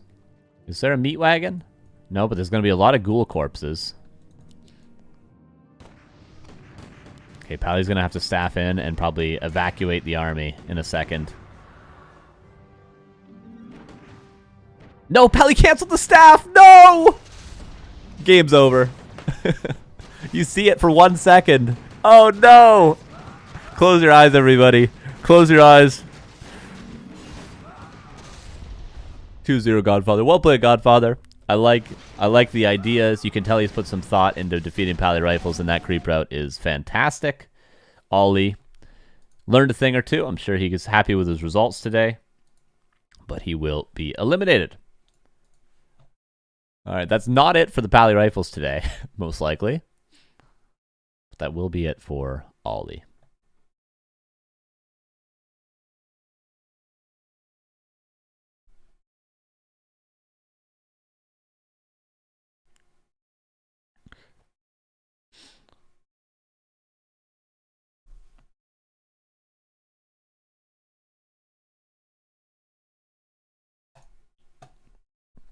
All right, moving on. We're already in the semifinals, pretty much.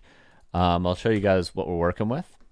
So Inspired is waiting for the winner of Lemus versus Ik Ben Cool. So we got an Undead Mirror, or we got... Actually, KraV might play Pally Rifles. I want to see what race KraV is playing. He played random yesterday. You think he plays human? But anyway, yeah, Lemus, Ik Ben Cool will play Inspired, one of them, and then this is our other semifinal, then grand final. That'll be our day. I want another coffee. Let's take a 3-minute break. Let's take a breather. Everybody cool out. Okay, we were getting a little heated there for a minute. Get a little heated. Let's come back to reality. Everybody take a deep breath. Go get yourselves a drink. Get yourself a glass of water. Get a cookie. We're going to be okay.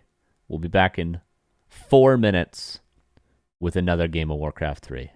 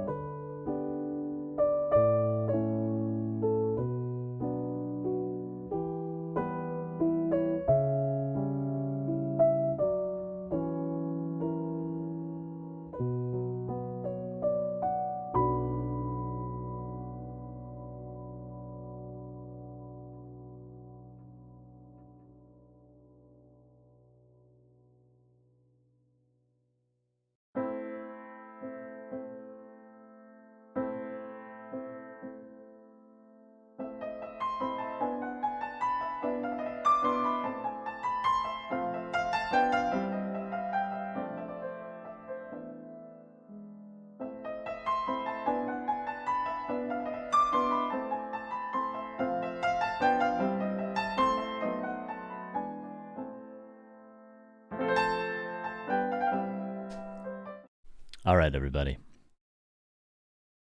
We just experienced something, but let it be just an experience, and we will now move on to our next game. Move on with our lives.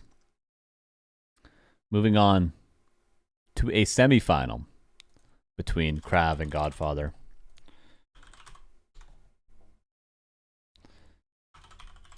I think is the best thing we can do with ourselves now.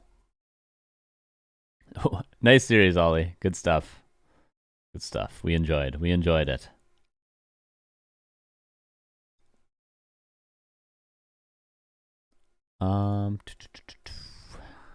Yeah, I think we'll go with KraV Godfather. They haven't started playing each other yet,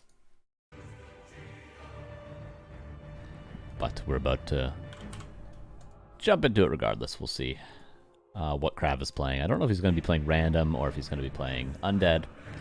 I think yesterday he played random until the semifinals and then switched to undead.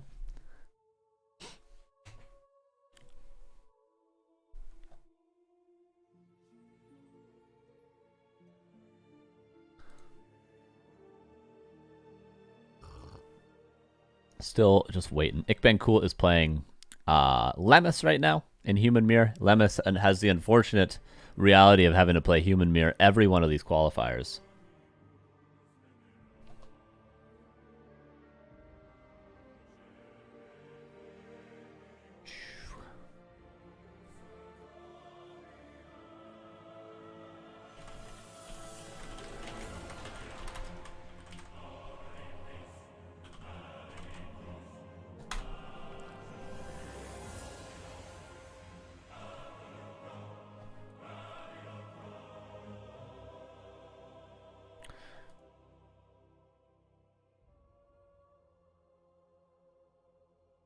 Don't see the match just yet, but should be any minute now. Obviously, this will be a best of 3. Then grand finals will be a best of 5. The person that wins the grand finals will qualify alongside the other 7 people that we showed earlier. So they're all pretty close. Everyone remaining in the tournament definitely has equal opportunity, I would say, to make it through. They just have to play. Just got to play well. I think everyone could beat everyone that's left over in this tournament. They just have to play their best game. KraV, possibly the big favorite. Inspired, maybe, could be favored over KraV in their current shape, but really, there's lots of opportunities for everyone here to get the W, as just showcased by Ollie with his brilliant play.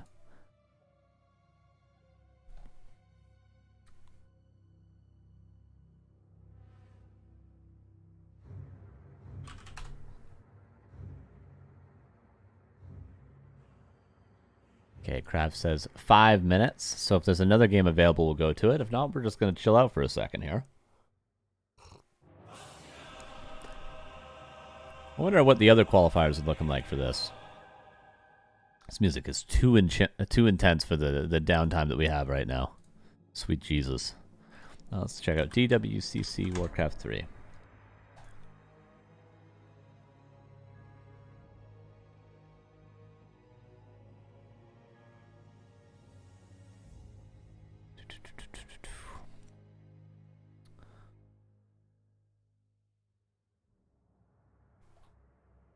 So, this the right one? No, this isn't the right one.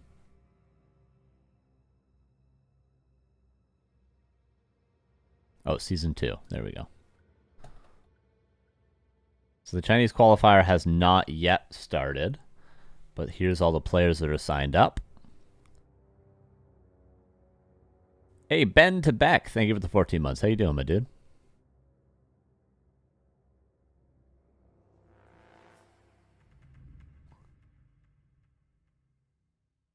So there was, these were from open qualifiers. 2 people qualified from each. So Pink and Cini from number 1, then Ice Orc Xiao KK, Hazy, and War 3 Orc 0, Wudao OC, and PCG. All known players except for Hazy. I've never heard of him before.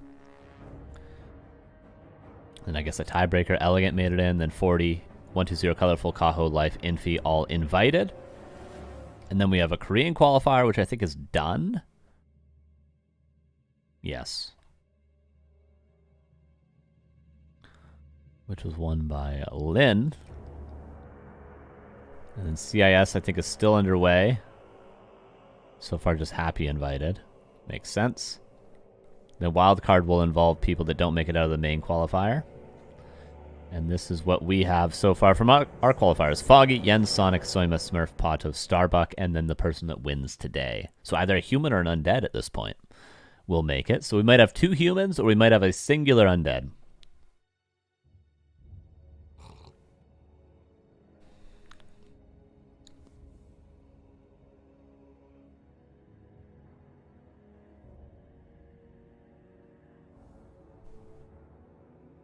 So we'll see if Starbuck can be joined by another human player. Starbuck would also be the lone orc. If there was a human that qualified, that would mean Starbuck would also play orc possibly, which would be cool to see. So let's root for a human today, and then we'll get an orc.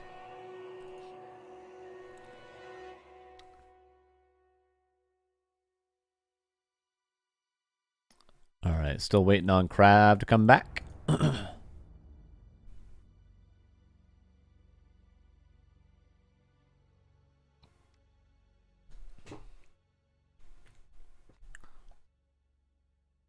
Yeah, sometimes I misclick time people out as well.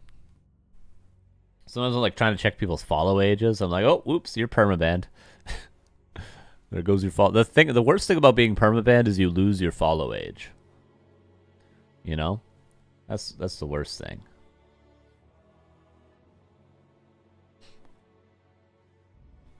Like Alone in Heaven has been followed since February 15th, 2021. But if he gets banned, that resets. It's very unfortunate.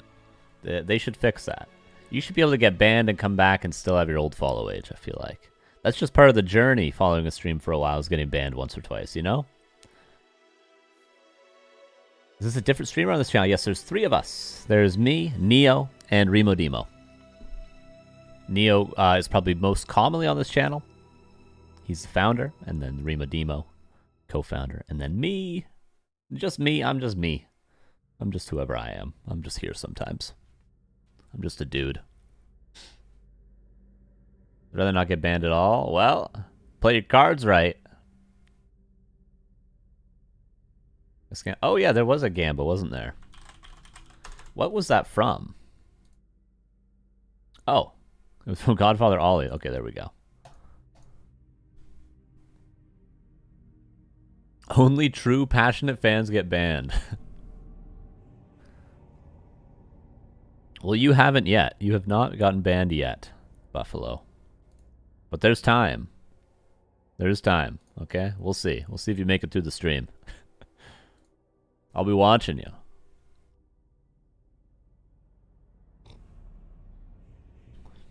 No chat equal no ban. Yeah, I'm not really a chatter very often. There's a few streams I chat in, but I only type in Warcraft 3 streams.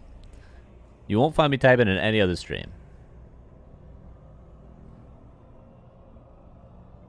I know you saw those messages in Amaranth's chat, but that was a different Carson, okay? I don't type there. So ban is an honor now? Yes, it is an honor.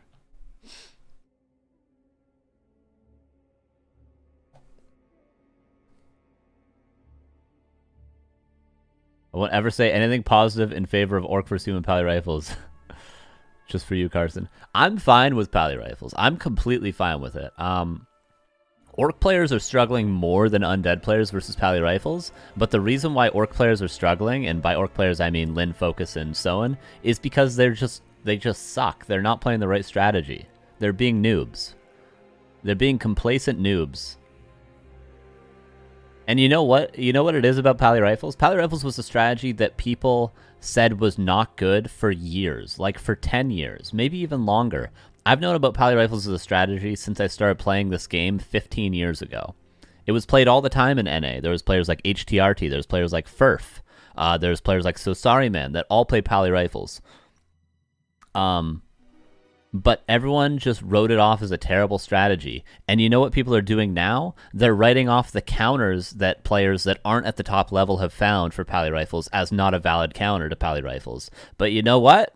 This is what got you in trouble in the first place. And this is why you weren't playing Pally Rifles for 15 years winning tournaments, human players. Because you thought, oh, These people that are worse than me in America, in Europe, Western scene, they can't possibly find a strategy that works well. They can't. Me with my 500 APM, I'm the only person that can find the correct strategies. Right, Lynn? No. No, you're not right. Maybe you should look to the West a little bit for strategies sometimes, because at the end of the day, we sort things out a lot quicker. Because we talk to each other. We solve problems together. We hive mind. But no, just keep losing to Fortitude and Sock and Starbuck every tournament. It's fine. Do that for the next 6 months. You just wait for a patch. Wait for a patch. Can't believe it. Can't believe it. I have to watch them play hit and run still.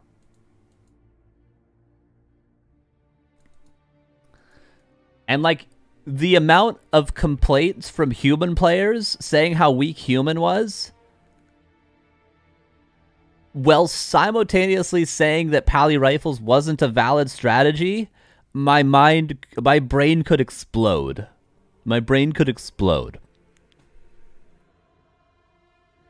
Rare Carson L? Based. I respect it, Dave. I respect it. Stay true. Stay true to yourself, Dave.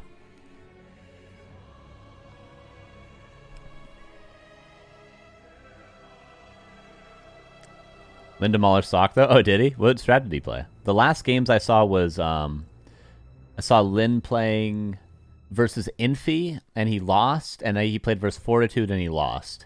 And Lin was playing like a Farseer TC Fast Tower at Tier 2 strat. I haven't seen Lin make a Panda once. Not one time. He hasn't even tried it in a tournament. Maybe he's tried it on ladder. But he hasn't tried it in a tournament. Okay, we got a game name. I'm done with my rant. I was born to watch. I'm not saying that it's not boring or fun or whatever. I'm not advocating either way for the entertainment of the strategy. I'm merely saying the reason why it's winning so many games is because people are refusing to learn how to play versus it and then just calling it imbalanced. Which has been the case many, many times in the past. Ooh, BRB.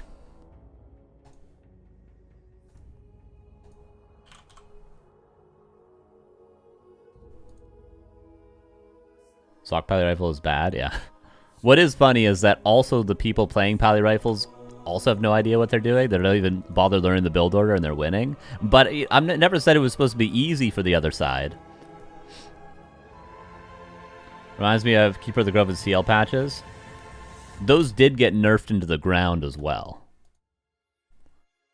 But I feel like the solutions against Keeper, at least as an Orc player here, hands up in the air as an Orc player, I'm still playing the same things against Keeper and Criplord as I was in those patches. Hands in the air. I'm still playing the same strategies, and they seem to work fine. The only thing that's changed is balance around it.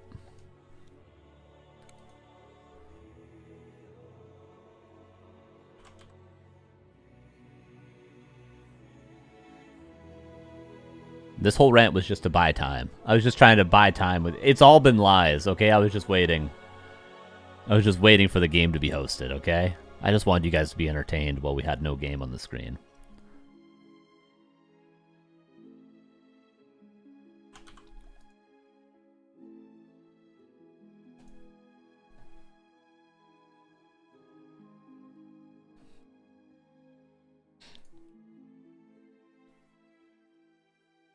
Okay, I think everything's working. Please work overlay. Please? Are we good? I think we're good. Want more time? Pineapple pizza? I love pineapple pizza. I think it's delicious. It's not just the pineapple itself, though. I feel like it's a well-constructed pizza, the pineapple pizza. You know, like with the ham and the sauce goes well with those three things together. I think it's good. I think it's a good combo. It's not pineapple in isolation that is good, though. It's the flavors all together.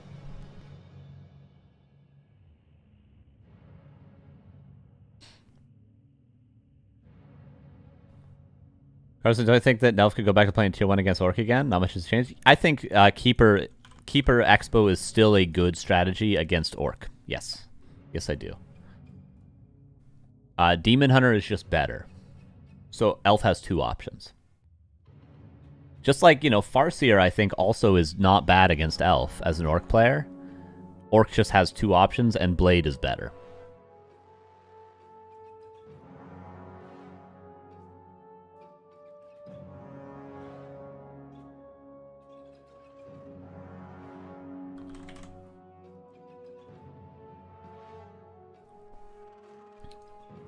Okay, game should be in a second here.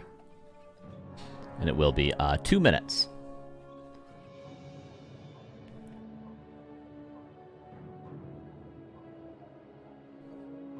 I have a theory that all these pineapple pizza haters are secretly love them because hating it absolutely no valid reason. Yeah.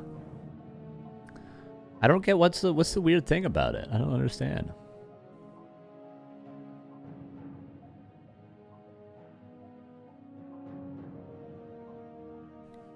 I mean, there's sort of like all those artisan pizzas. There's like all sorts of weird stuff. People put apple on their pizza. That's not uncommon at all.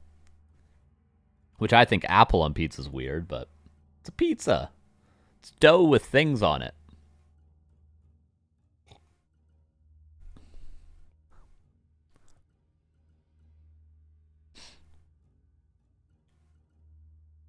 Now, is pineapple pizza my favorite pizza? A Hawaiian pizza? No.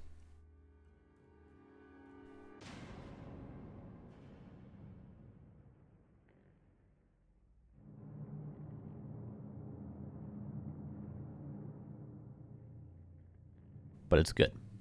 I like a good, you know, like just like a simple pepperoni, or like a barbecue chicken, or like a ham and like onion and banana pepper mushroom pizza, you know, like that sort of thing. That's sort of my realm. There's a pizza place near me that does a pizza like that, which is why I mentioned those specific things together. 35 seconds. And then we're one step closer to hot dog town. The more we talk about food, the hungrier I get. We need to stop. How dare you guys do this to me?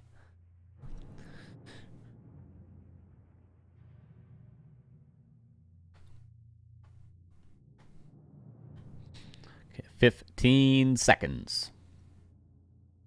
What, chili cheese dogs? Sucking on chili dogs. I forget what song that is, but I saw a compilation of just a bunch of covers of that song, and just the line where people say sucking on chili dogs.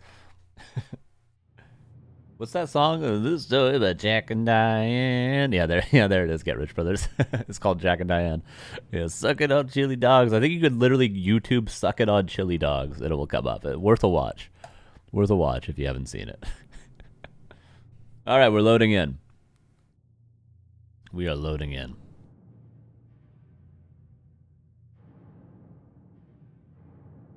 KraV versus Godfather. It is not an undead mirror. It's undead versus night elf, but it's not KraV that off races. Oh no, it is KraV that off races. Never mind.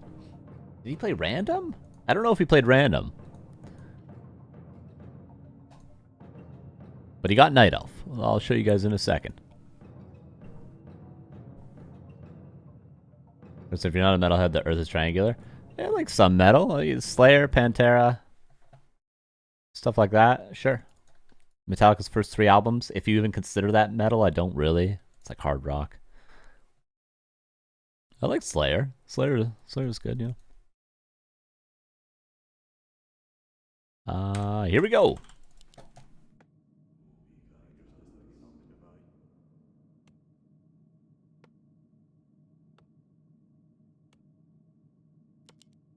Upper left here is Godfather is the undead. Bottom right here is KraV. I think he's playing random, but he got Night Elf. We'll see in map 2 whether or not he's playing random.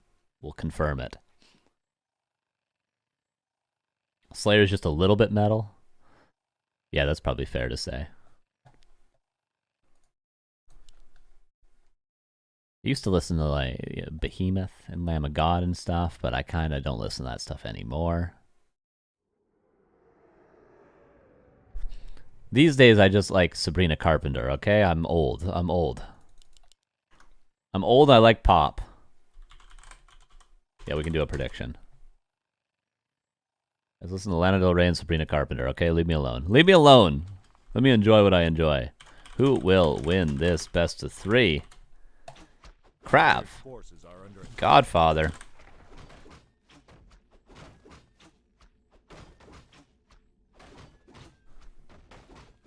you heard of Coffin? No, I have not. Death Knight versus Keeper. This hero is late. This hero is late. What happened when I was doing the prediction? What is... What? He canceled Criplord. Oh, he roboted the Criplord. Or no, if he is up against random, maybe he legitimately changed his mind. Who knows? Who knows? But the DK will be the correct choice. I mean, I'd rather have a late DK than a Criplord on time versus Elf. I think you could justify this. And hey, now he's got some extra ghouls. Not the end of the world.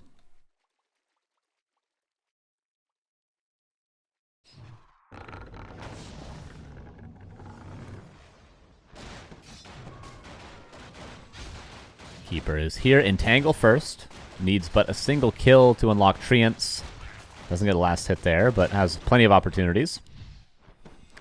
Entangle, coil defensively. Creeps chase the Acolyte. Probably a blessing in disguise. Another Entangle will be another coil. Oh, the Acolyte does die, but better that than a ghoul. This will have to be a deny. Oh, but he misses it. Creeps deny it, actually.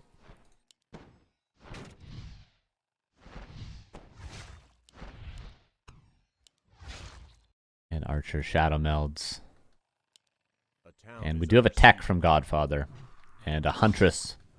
In fact, 2 Huntresses from KraV.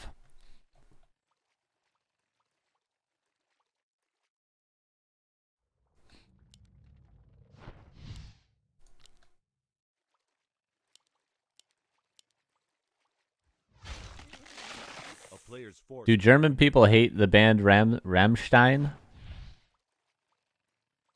Wait, here's a real question. Do Swedish people hate ABBA? Because I think it is physically impossible to hate ABBA. I think if you dislike ABBA, there needs to be a test. There needs to be a test to see what is wrong with you. But do Swedish people... What do Swedish people think about ABBA?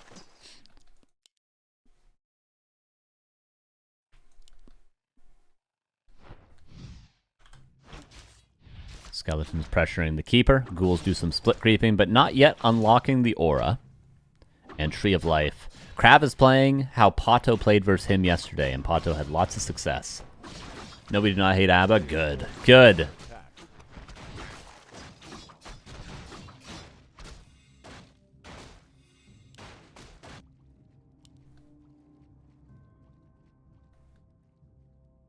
Pronounced it ABBA. Yeah, we say ABBA here in Canada. We say ABBA. ABBA. No, we don't hate ABBA. Don't really listen to it that often. Mostly the usual stoog, like winner takes all at sporting events, etc. Gotcha, gotcha.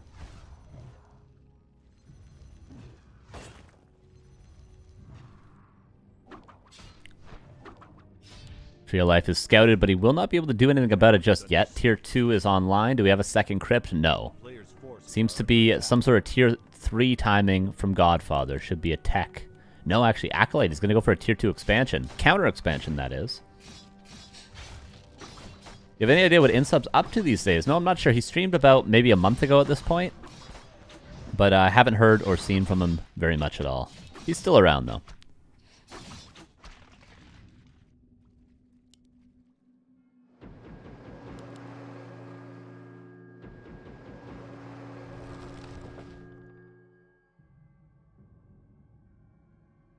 Player's forces are under attack.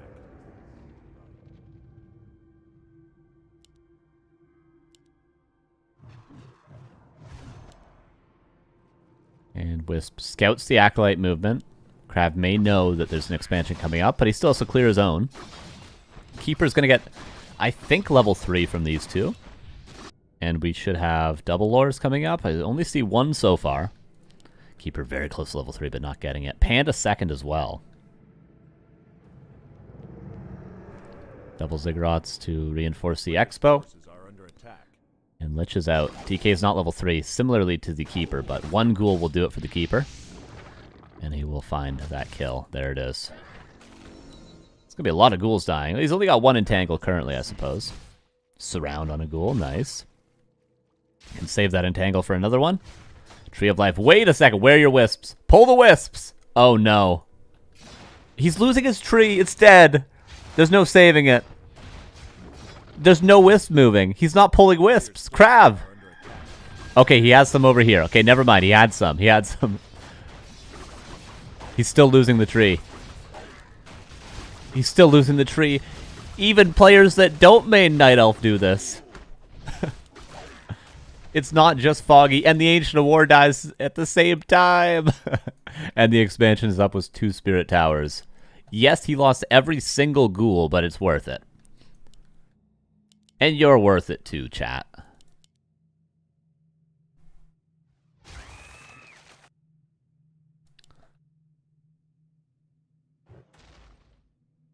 Okay, both towers soon to get up. Okay, he's diving for the Haunted Gold Mine. And might just get it. Nova to secure the Huntress, but the tower gets it, so no XP for the Death Knight, and it will be cancelled. Both players have lost an expansion. Rebuilds it in his face. Giga Chad. No Nerubian means it's a little bit harder to clean up these Huntresses. Oh, entangles the Acolyte. You'd love to see it. That's going to force at least a coil. Oh, but now it will be killed.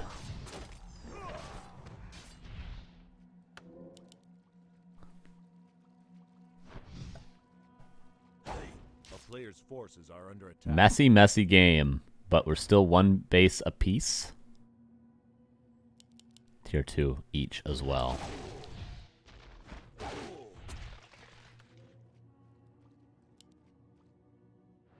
And we do have another Acolyte marching on over. So both players will get to 2 base, albeit with some adversity.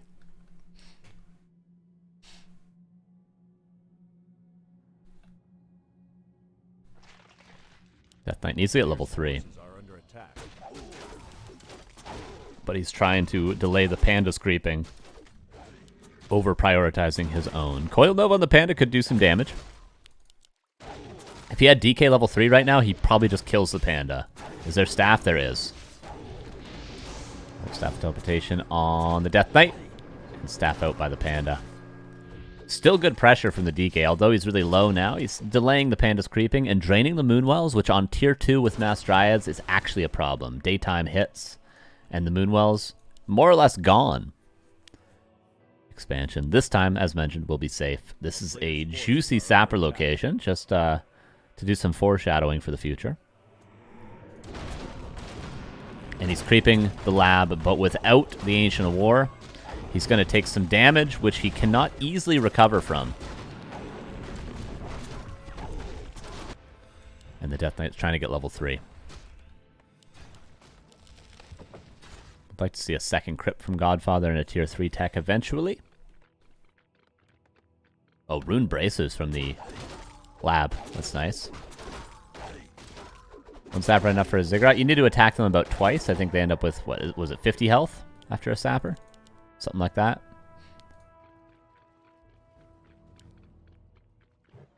A player's forces are under attack. Something around there.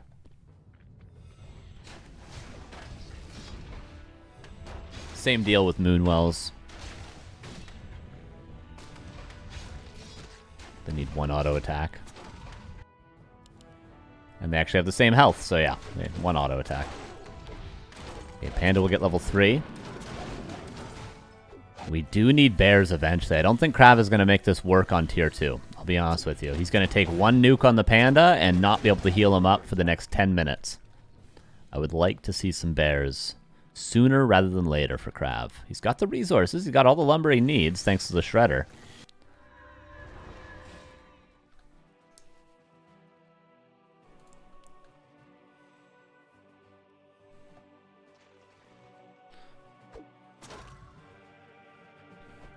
Does he have the Dispel item? No, he does not have the Dispel item. Would probably be worth a buy, but I honestly feel like most Undead players forget it exists. Like, is there any reason for him to not buy it right now? Probably not. If he bought it, he could pressure this creeping quite easily. Sapper. There's a Nerubian. Will Godfather notice in time? He should see it already.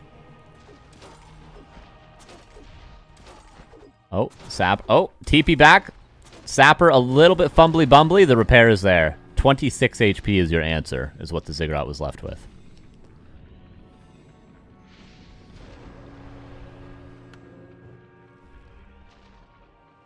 That was not the best usage on the Sapper. I feel like the pathing got messed up a little bit. Oh, he does have the Dispel item. There we go. And just like that, one charge, your Fiend is not dead. It would have died 100%. Love to see that item being utilized more. I feel like it's very much underused. I don't know how, but was it cost 150 gold? It's expensive, but a Fiend is much more expensive. And level 2 Entangle will just kill that Fiend right there.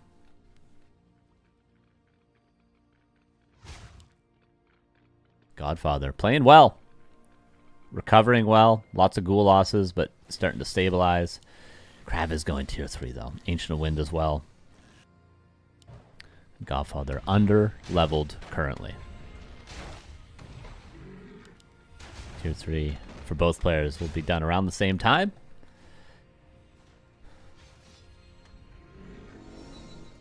Level 2 for the Lich. Frost Armor unlocked. Player's forces are under attack. Trying to get some healing items here. Greater Heal would be the best find. Want a Man Sling? That's okay. Can't complain. KraV pushing before getting anything from tier 3. He doesn't have Destros yet. Doesn't even have Web right now. He doesn't have a third hero, and he doesn't have Orb. The Hippogriff did see the undead at the lab, but maybe he just simply didn't look at it. He's going to lose 2 Moonwells here. Maybe 3? Oh, might be 3 Moonwells. Okay, 2. It's kind of hard to hit all 3 there.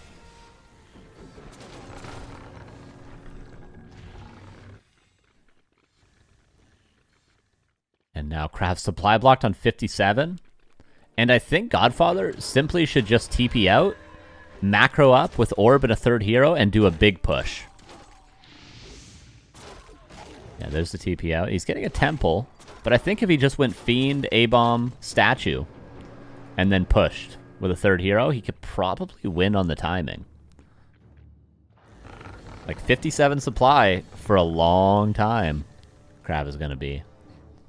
And mostly anti-air units. Mostly Dryads, mostly Hippogriffs. KraV not going for Talons, which I think is a mistake of experience in the matchup. He maybe doesn't quite realize how good Talons are against Destros. He remembers the days of Hippogriffs being the ultimate air counter. Ruined Bracers on both sides now. Not great for the undead, but not useless. Disease Cloud underway. Godfather doesn't have Orb yet, and he's a little bit low on gold. Maybe he will sell those Ruined Bracers. Should pass the Mantle over the Lich as well. Whereas Starbuck already invited, and happy as well in the CIS qualifier.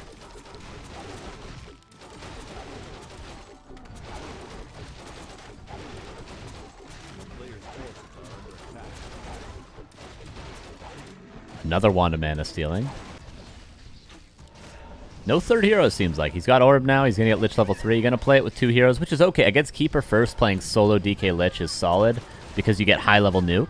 Dryad's super out of position. That's 3 Dryads so far. Statue kind of being focused by the creeps, but so far not a single unit has died for Godfather. He's going to start losing units to the next breath. That's going to be a Statue and a Fiend dead soon. The creeps are owning him, but now the Bear also getting attacked. Bear goes down. Haze Fire. Another Fiend goes down. Good trade still for Godfather. But the A-Bomb also might even up the resources lost. Careful with your Keeper. Coil Nova coming in. He could have killed it right there. That was threshold for kill.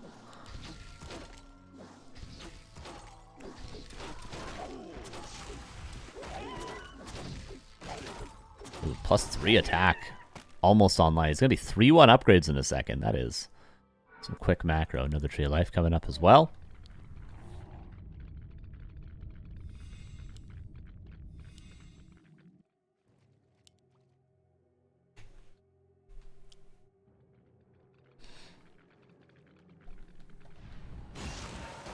One more consumable to be grabbed on the map. And a big red camp. That's pretty much it. I mean, the Null Overseer over here as well. If Godfather has the presence of mind to look for that. KraV goes into the main.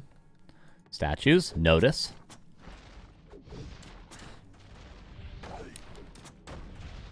And TP back. Wow, I thought he would just keep creeping. I'm surprised he respected this so much. You could tell KraV was a little timid. He was just trying to force the TP. He wasn't actually going in there to do damage. Hippogriffs have vision. And was the temple canceled or killed earlier? I guess it must have been. Because he's rebuilding it now. Mountain giants on their way. A player's forces are under attack. And until then, KraV just playing a little lame right now. Hitting and running.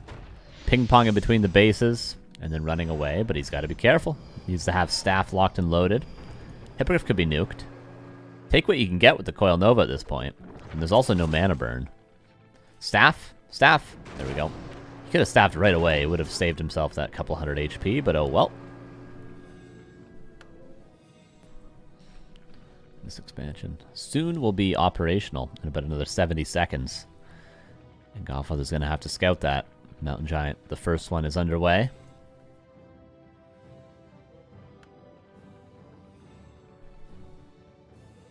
Yeah, he's just playing hit and run. I mean, but KraV shouldn't be able to do this. He's up against Aura and Coil Nova. He should not be able to just run back and forth between the bases like this without losing anything. He doesn't have the movement speed advantage, and he doesn't have the burst damage advantage. Burst damage advantage. Master training on the Banshees. Learned a thing or two from Neo recently, did he? Mountain Giants, of course, are not going to be possessable, but the Bears will be. The small number of them that there are. Expansion is operational in a second. Oh, no. What are these? Oh, he tried to... Oh, that's sick. Oh, my God. What a cool idea. I was like, why is he loading up in a Zeppelin? He saw the Hippogriffs, and he was trying to Zeppelin drop them and web every Hippogriff, which would have been sick if KraV wasn't paying attention. He would have lost, you know, 14 supply right there. I thought he was going for some Zeppelin lanes. I was like, oh no, don't do that. 86 supply for KraV. With 3/3 upgrades on the way, the macro from KraV has been spectacular.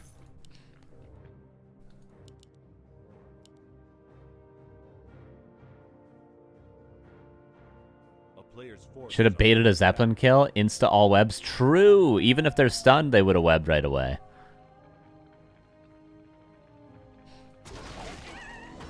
Level 5 Panda. KraV's been solo creeping the Panda. Oh, Godfather just gave him too much time to get online. Now he's 3/3 with Mountain Giants, all the anti-air you could need, and a Panda 5. And I said it yesterday. Panda 5 is kind of like Tetris level 29. It's the kill screen for Warcraft 3. When the Panda hits 5, the game pretty much ends. In any matchup, any situation.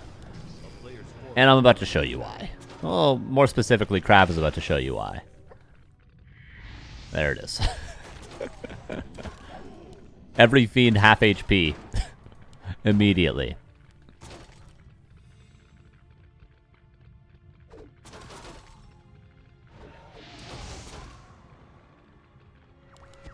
Does he have any heal scrolls? He's got 1 heal scroll currently. He's trying to run away. So far hasn't lost anything. Gonna lose 1 fiend for sure. 68 versus 88. So there's just simply no way. Oh, the expansion got sappered during all of this. There's tons of upgrades. Which it's hilarious. KraV has 3/3 upgrades, but he doesn't have Wellspring or Ultra Vision. He does have Nature's Blessing, so that was a 3 sapper investment to kill that Tree of Life. And no Ultra Vision, no Wellspring, 3 armor, 3 attack.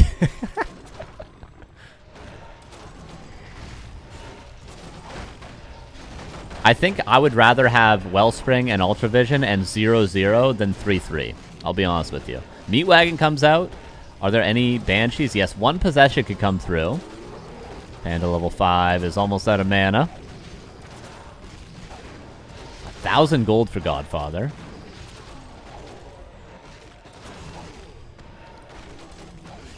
Death Knight might need the potion of invulnerability. There it is. Trying to kill this bear.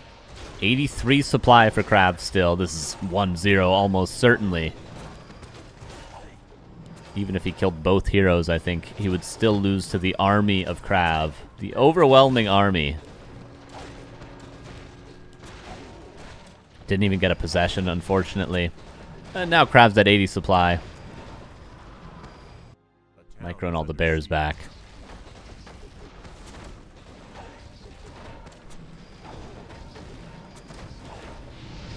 And killing the main. You know it's bad when they're killing your main. More Banshees come out. But they will soon die.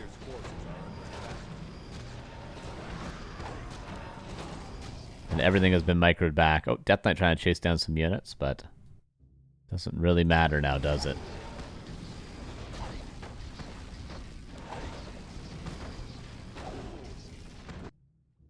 And entangle on the next Banshee. Oh, Lich now. Trying to do some work with the heroes. So he's got a hold. He's got 1,100 gold. This expansion's up again.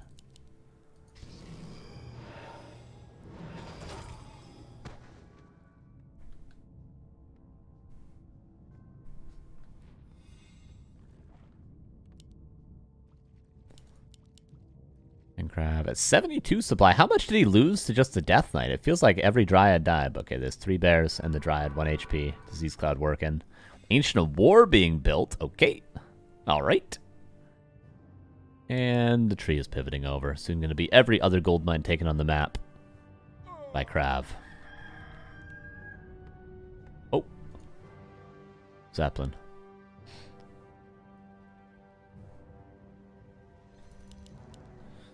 Godfather doesn't really have the economy to justify 3 sappers to kill a tree of life. Even though he has some gold banked, he needs to use it to build an army, which he will now do. He's chilling. He's going to try to get up to 80 to 100 supply and then do one final big push. KraV. Is he building archers against the Banshees? He's just going to go into pure archer? Yep. He's going to go up to 100 supply with archers. Love it. Should he kill his own hippogriffs? Maybe a couple at this point, right? Especially if you're going mass archers, you might as well lose all your hippogriffs. They're just dead supplied. These hippogriffs might be the reason why Godfather's able to get an army strong enough to win the game. What if the archers are going to mount the hippos? Yeah, you could go hippo ride. True, he's probably going hippo riders, actually. Yeah. I think actually just archers would probably be better, but yeah, he's gonna go hippo riders. Gonna go hippo riders.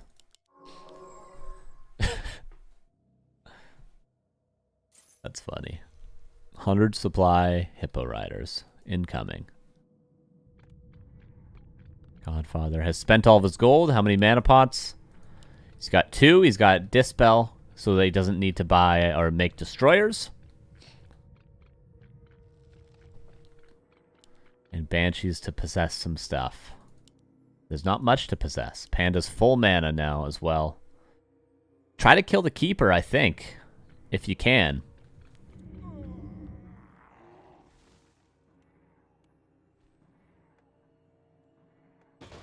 Meat wagons spreading the disease.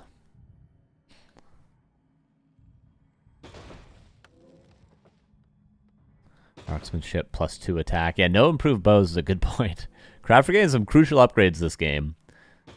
Needs the extra range, needs Wellspring, and needs Ultravision. Ultravision would not be impactful at this point, though, unfortunately. It's too late. Much too late. Positioning. Pretty good for Godfather. But Meat Wagons need to get further in the back, probably. Tangle use Death Knight tanking everything. This looks like my Blade Master here. Oh, 1 bear. 2 bears get stolen. Rejuve could help the Death Knight, but he doesn't have enough mana on those bears right now. Hippo Riders kill the Meat Wagons, and the Panda kills everything else. 69 versus 81 supply. Panda getting kind of low. Coil Nova on the Keeper. Hero Focus is a good idea. Dispels the Entangle. KraV doesn't want to lose a hero. If KraV loses a hero, he could still lose the game. Panda gets level 6, though, and splits just before he dies. Keeper might die, but the Lich dies first. And Godfather, you know, makes it close at the end. He was close to getting both hero kills. But the Keeper barely is going to live as well. There's a shop there for potions. And that'll be 1-0. Any moment now. Any minute now. Any minute now.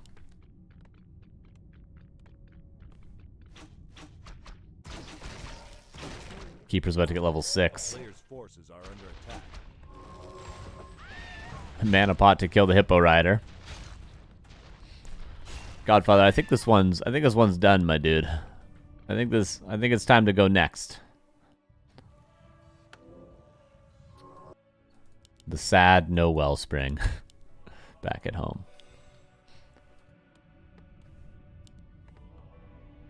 The expansion's probably going to be mined out soon. 2K, 1K.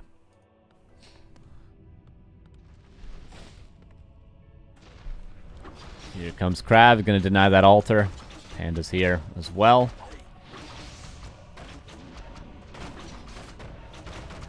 One foot in the grave and the other on a banana peel. That is a good one. Level 6 Keeper. Use the ultimate for the fans. There it is. Godfather insta leaves. He's not a man of the people.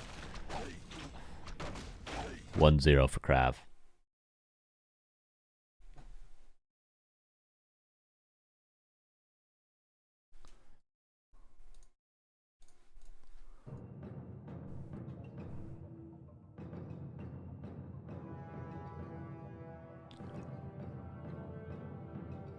But if that was random from KraV, we might get a different matchup entirely in Game 2. Would love to see KraV play Pally Rifles versus Godfather. Would love it.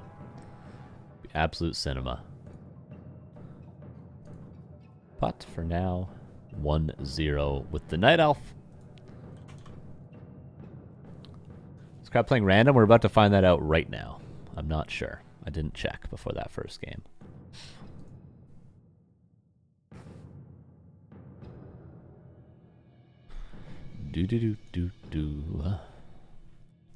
Yeah, KraV is playing random. The next game will be on Echo Isles. Wow. I would also like to see KraV play. I will also accept Orc. I'll accept Pally Rifles or Orc from KraV.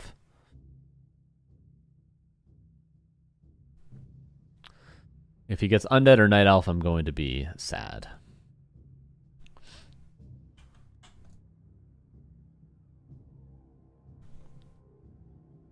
Okay, the game will be available in a minute and a half, everybody.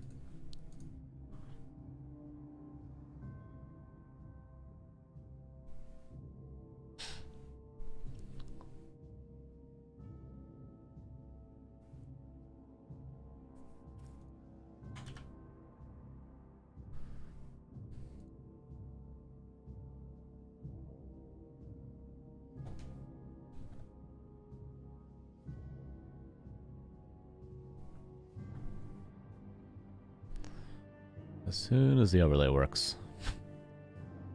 Well, here I am. Restarting.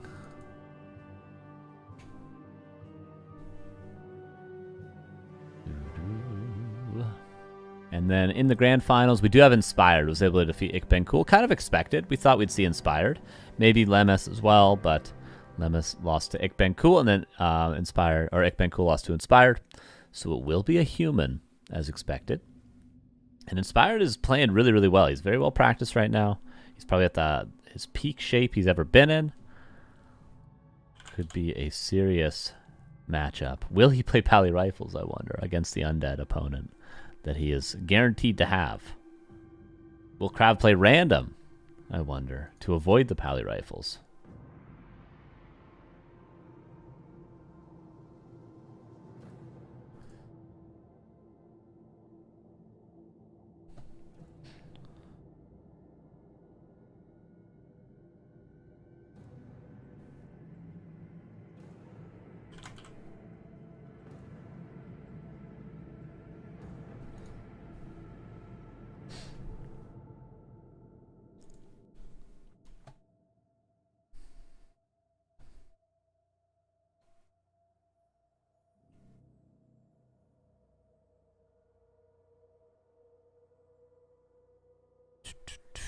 Okay, as soon as we're done restarting this overlay 100 times in a row, we will jump into the next game. So hold for that. Okay, I think it's good. Is it going to crash? Is it going to crash? So far, good. I think we're good. Yes, we're good. Okay, loading in. Pog. Oh, we did not go Pally Rifle when random? No, I mean, Inspired wouldn't go Pally Rifle if KraV played random. So that'd be a way for KraV to avoid it. Okay, we're hoping for Orc or Human for KraV. Let's see what he gets.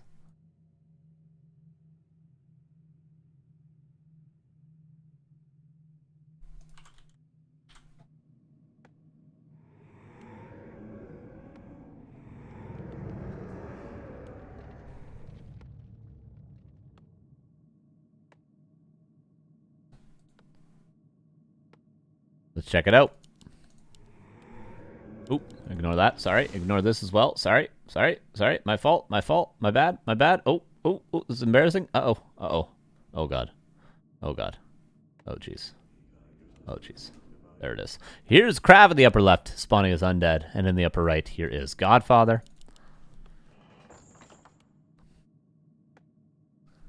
Yeah, that was the equivalent of when you type GG at the start of the game. Right there. Delete the VOD. True. Call an ambulance. But not for me.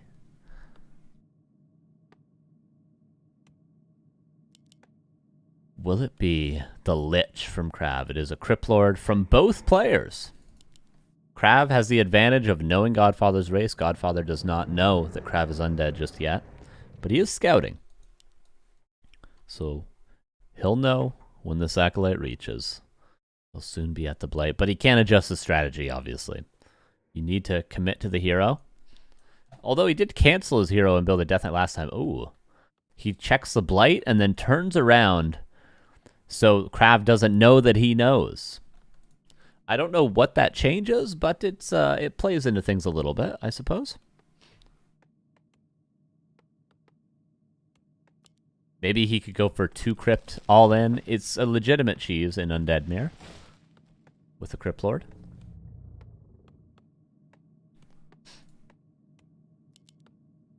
But for now, just standard Crypt Lord play for both. Lich, I think, is the more standard option at the top level. But honestly, 120 and Happy both have distinct styles, and Labyrinth has his own thing. So maybe there is no definitive undead meta currently, because they all play so different from each other.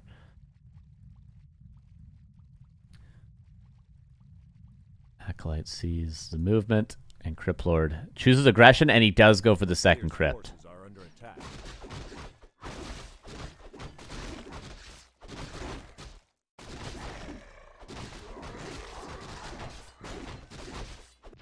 Into the main, but the Nerubian is already upgraded, which is pretty standard.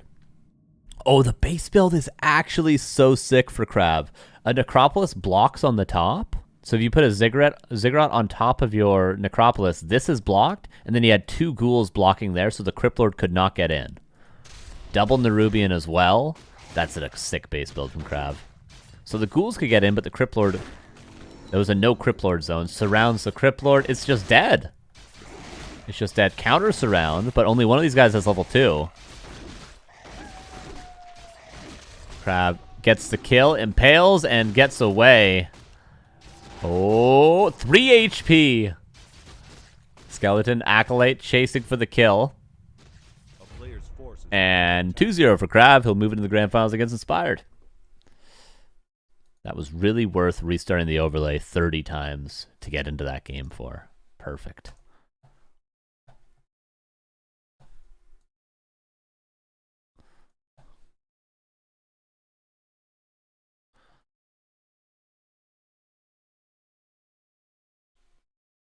All right, 1 match left for the day. 1 best of 5 left for the day. Human versus Undead, I think. I mean, maybe KraV plays random, like I said, versus Inspired, but I would be surprised. The winner of this will qualify for the main qualifier.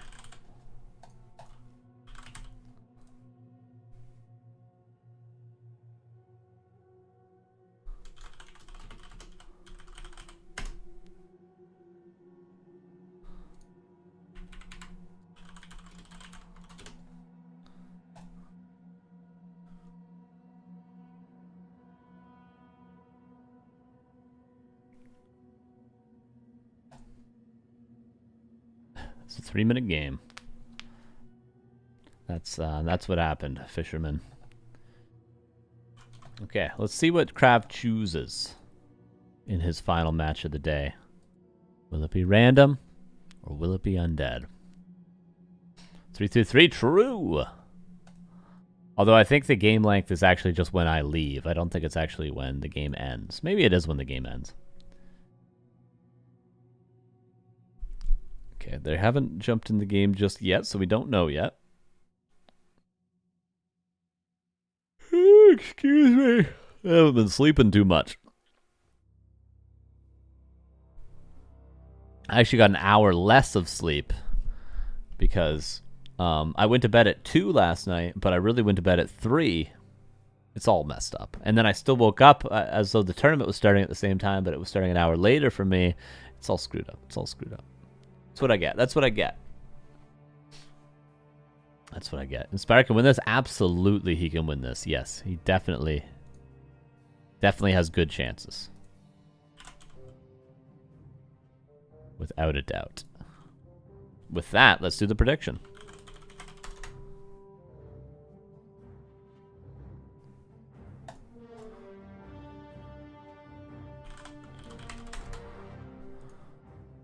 Who will win this best of 5?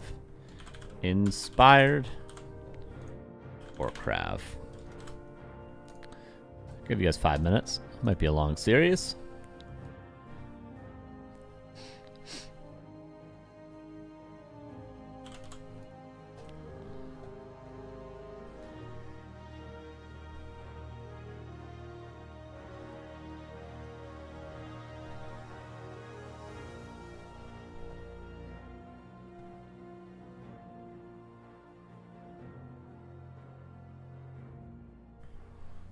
Have they started yet? No, they haven't started yet.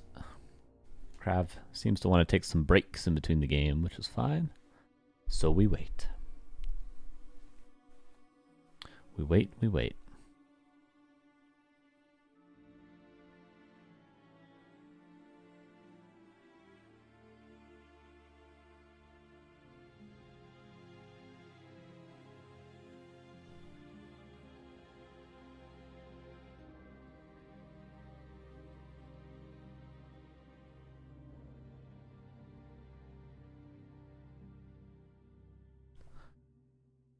All right. Still waiting. Yeah, I picked KraV and my points evaporated. Good luck to you. Yeah, Inspired's about a little over 2,300 MMR. I feel like Inspired has been practicing much more than KraV. I don't know if I'd put him as a favorite. Maybe it's a 60-40 KraV. I think KraV has more experience in these positions, so 60-40 KraV I'd give him. Witty, what's up, dude? Thanks for the raid. We are about to jump into the grand finals of our 4th and final qualifier for the DWCC West. Thanks for the raid. Welcome, everybody. We're just waiting for KraV and Inspired to start. Any minute now.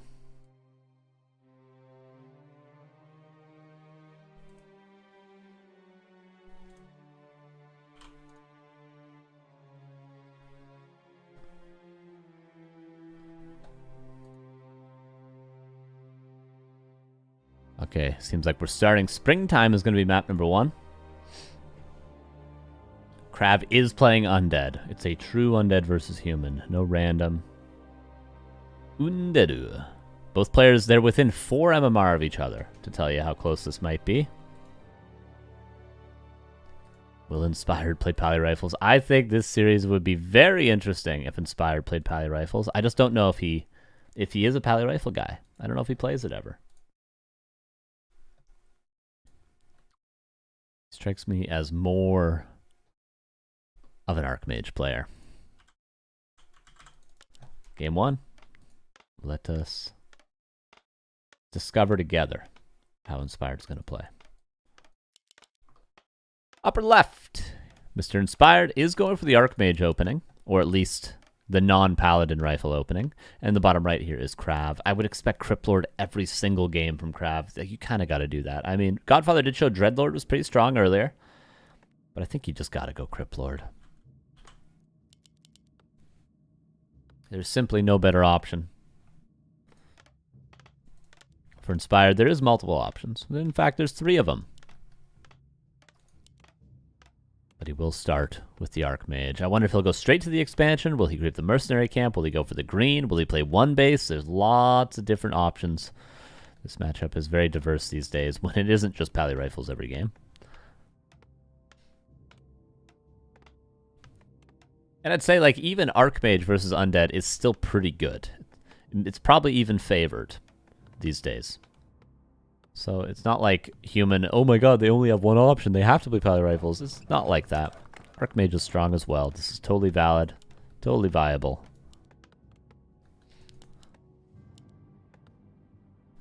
But Undead, because of the threat of Pally Rifles, has to play Criplord. They have to Criplord expand. They have to do it every time. There's no way around it. That's just the meta right now.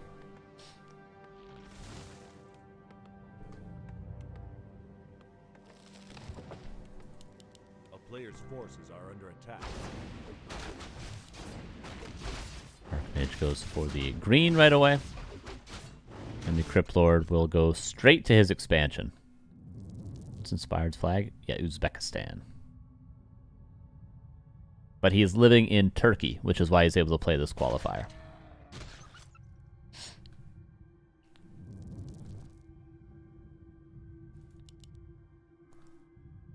Is MK First viable ever? Yeah, MK First is very viable.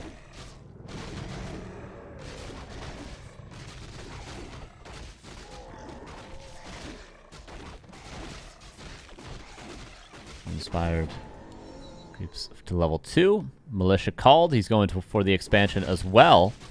So we'll have a 2-base game, but that does not mean either player is safe. KraV getting a forward Nerubian. Interesting. Player's forces are under attack. And he's going to get a Nerubian at his expansion as well. Both players seem to know what's going on here. Necro's good in any matchup. Yep. They can be played... They really can be played in every matchup except for Undead Mirror, I feel like. They're mostly played against Human at the top level, but against Night Elf and Orc, they're pretty viable as well.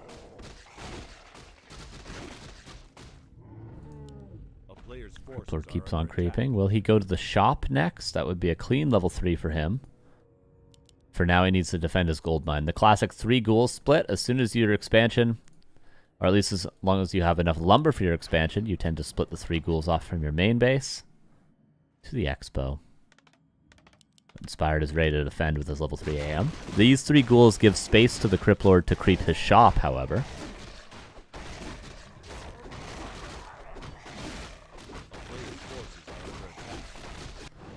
Inspired will find the ghouls, but he will not find the Criplord creeping. KraV has yet to build the gold mine. Very surprised. He's being so patient with the gold mine. I mean, honestly, if he had built it right away, it probably would have gotten canceled, but still. He's waiting a while to build it. A town is under siege. Criplord gets level 3, 1 to mana stealing. And KraV now builds the gold mine. Having defended the footman that might be staffed onto by the Archmage, he builds the gold mine. Having gotten Criplord level 3, he builds the gold mine. Inspired might not be able to find a cancel. He could buy a Staffatelli, but he's probably going to have to defend his own peasants pretty soon. KraV getting maximum summons before pushing. 6 beetles. Archmage goes around, but he's maybe too far away to get the gold mine cancel. Okay, he's beelining it for it. Both players are going to take some serious damage here, potentially. Gold mine will be canceled. If KraV had built the gold mine before the second Ziggurat, if he had built it as soon as he had enough lumber, it would have not gotten canceled, for the record. But Inspired's using a lot of peasants. Militia called. Double Arcane to kill the beetles.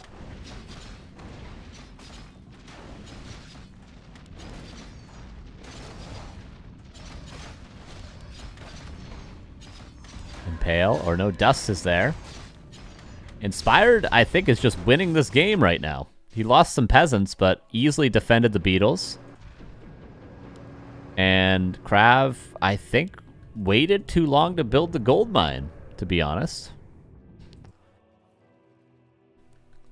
Inspired is in a pretty comfortable position already in this game.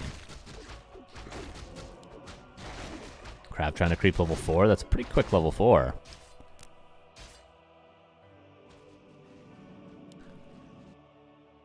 Inspired waiting for mana to regenerate, it seems like. Maybe gonna buy a Staff of Teleportation. No hurry, of course. No hurry. KraV gets Talisman of Evasion and level 4. Out of mana.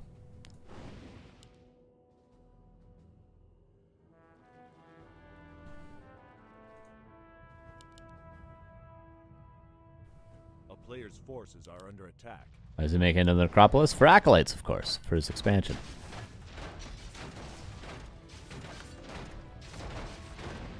KraV comes back to defend. Inspired trying to kill the Crypt Lord there. Goes for a surround, but not going to do much. We'll lose a couple of footmen, but making space for himself. He could have canceled this gold mine had he just dived on it. But he didn't look for that angle.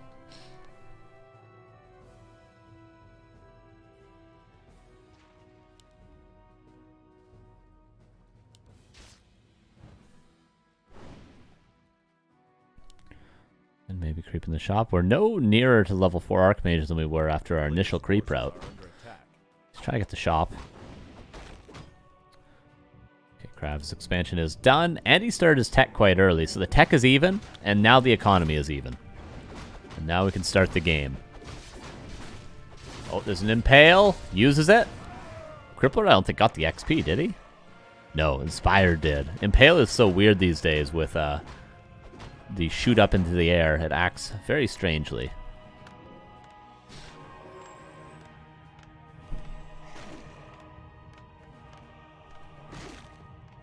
A player's forces are under attack. Wand of Mass Stealing used. No more Impale for you. There is one more wand usage available for KraV.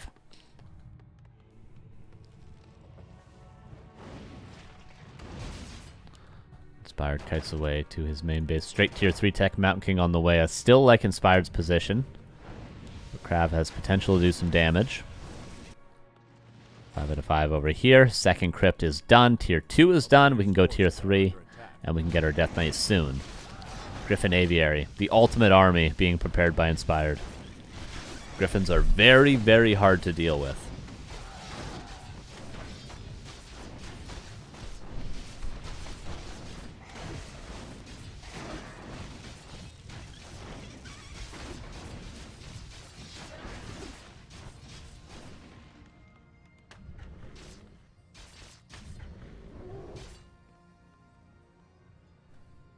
And the ghouls being cleaned up a little bit. Mountain King comes out. Lots of nice creeping to be done for the Mountain King.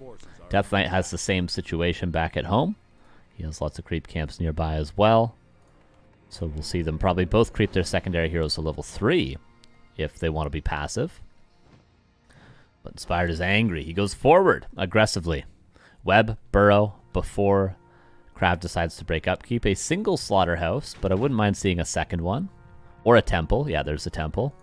It's going to need that for the Griffin to counter the Banshees.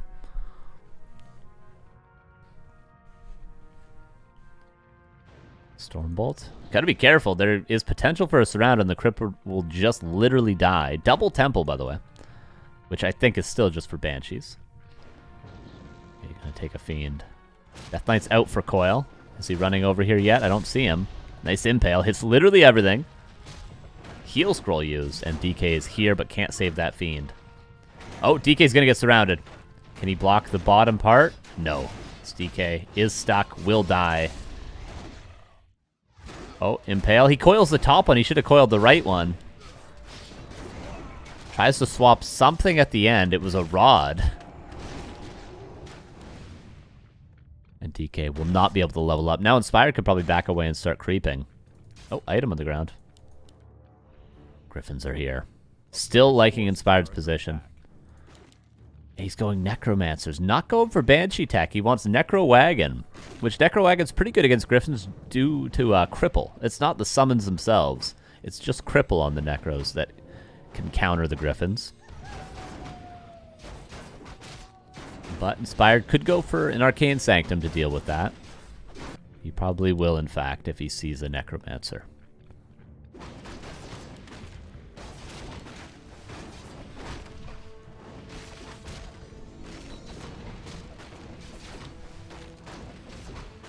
The last of the footmen being used to creep, and then Inspired can replace them with more useful units. Paladin coming out. Stormhammers and armor upgrades. And for KraV, Frenzy, Web, +2 attack for the ghouls, and importantly, the summons also benefit from the attack upgrades. And a second slaughterhouse as well. 6 production buildings for KraV. For Inspired, I think it's just 2. He literally just has 2 aviaries. Okay, he's got 3 now. Level 5 Crypt Lord. Big impales, but it cannot hit air. Here's the first Griffin. And now the upkeep is being broken. Knight and 3 Griffins jumps up straight to 60 supply. And that's because I think Inspired knows he's going to have to fight for the remaining creep camps on the map. Doesn't want to allow the Death Knight to power creep up to level 3. Especially with the Lich coming out. If Inspired keeps on fighting, he can probably win the right-hand side creeps. Notably the red camp, notably the mercenary camp. I think that's what he's planning on doing right now. KraV has to back home. Necromancers and wagons on their way. But this is such a slow army composition to get off the ground that, again, I will mention, Inspired's going to creep the whole map.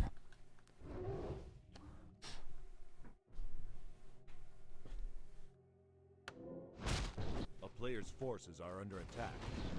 +3 attack for both the Griffins and the Knights.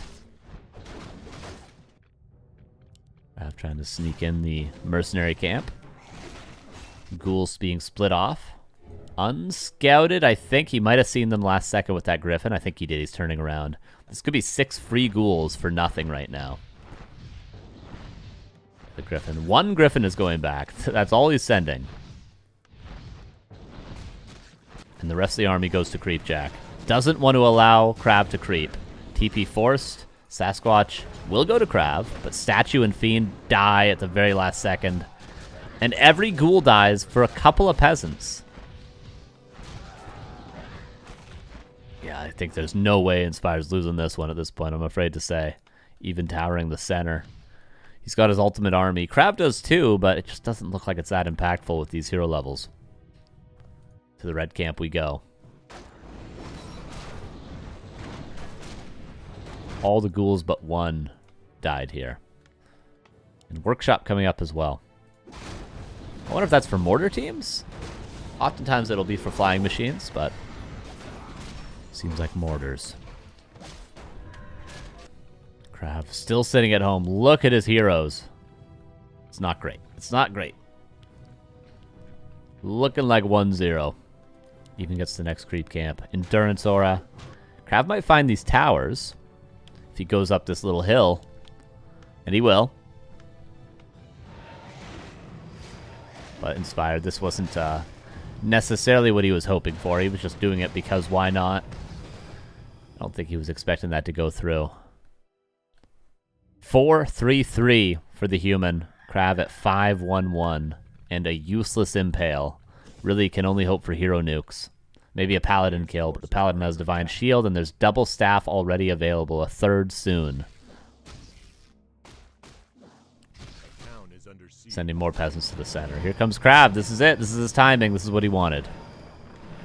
Divine shield, weird. I completely agree with divine shield. I think it is absolutely necessary. Getting the aura against undead is the greediest thing ever. Both meat wagons dead immediately. This is just not working for KraV. There's just nothing he can do. I'd be amazed if he killed 1 unit here. Impale lands. I think it only landed on a water elemental, though. Mountain King? Potion of Vulnerability! Use it!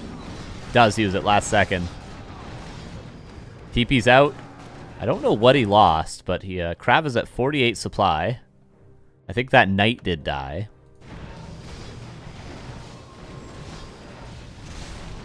Open Pale, Arcane Tower. Oh, KraV's just diving for the Town Hall. I like that choice. He's about to lose a lot. Fiend going down. Town Hall being repaired. Just barely keeping it alive. Level 5 Archmage. Level 3 Water Elemental. So Cryptlord dies out of nowhere. Alright. Frenchcraft, thank you for the raid. Merci. And everything else will die. This game is over. 1-0 for Inspired without a doubt in my mind. There's a GG. I move on to game 2.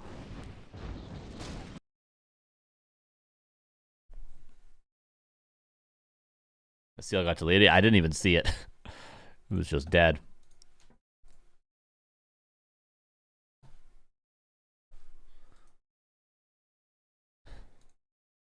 And KraV, could he fall 2 days in a row in the grand finals? To Pato yesterday and to Inspired today.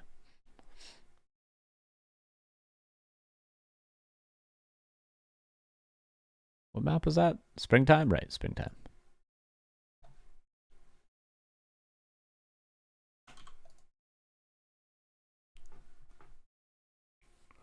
Yes, Celtic, that is CIS region, but Inspired lives in Turkey currently.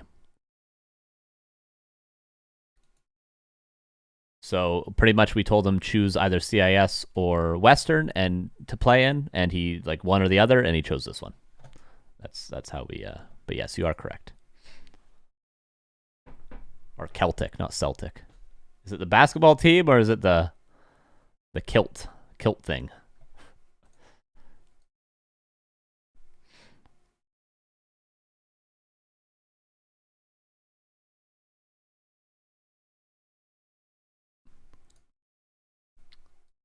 Oh. I need to switch scenes. Hello. Alright, 1-0.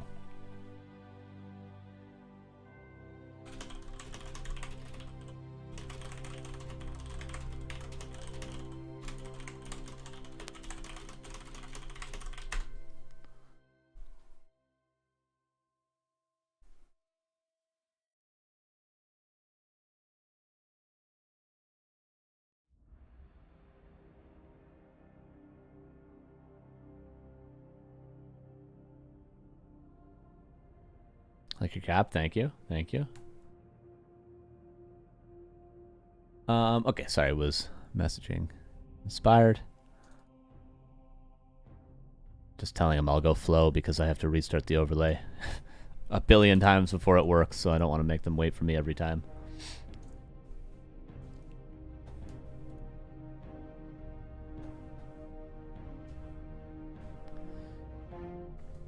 Can KraV bring it back?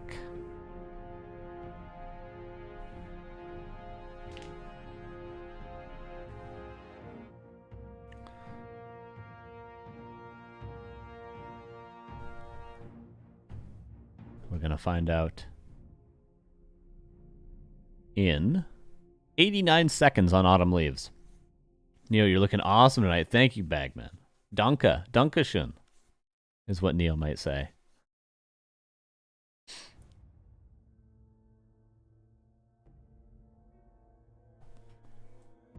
Or he might say, oh yeah. That's what Germans sound like to Canadians. Oh yeah. That's all I hear. That's all I hear from you Germans out there. Yeah. Every time you say anything. But God knows what Canadians sound like to Germans. Who knows? Who knows?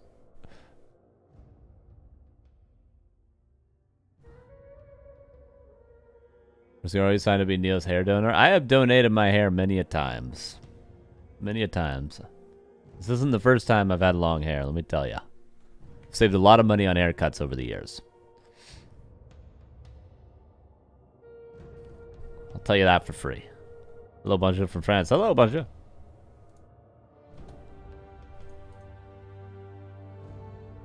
What's going on in the streaming world while we wait for this? Is Saul still live? He better be. We got lots of streams going on. So after this finals, don't you guys worry. Lots of content. Saul's streaming. We got a Starbucks stream. Lots of people going. I think Grubby's playing. Is Tyler playing? Is he playing today? No, I don't see him playing. Lots of stuff going on in the Warcraft scene, of course. Okay, game is available. Let's jump into game number 2. They sound repeating, like. It is probably fair. I say like a lot less than many people in Canada, and I still probably say it more than the average. I still can't tell American and Canadian accents apart. More East Coast Canadians you'll be able to, but I'm very West Coast, so I sound more American.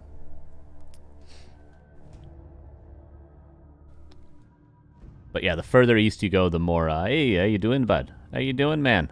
Or whatever Canadians sound like. Hey! Give me the keys to your car. Or something like that. You say a boot? A boot? I say about. You think I've casted this much and I still mispronounce words, okay? I might be the only person that actually says Hunter's Hall or Ruined Bracers in Warcraft.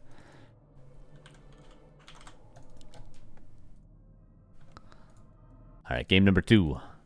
KraV versus Inspired. Let's see if KraV can tie things up. He was unsuccessful yesterday. Pato 3-0'd him. He'd probably be very disappointed if that happened again. Here we go.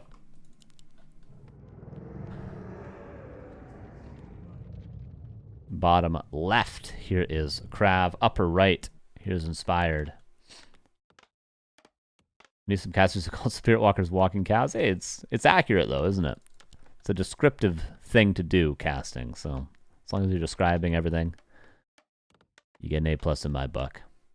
When is the boat emote coming? Thank God someone's asking. Thank God someone's asking.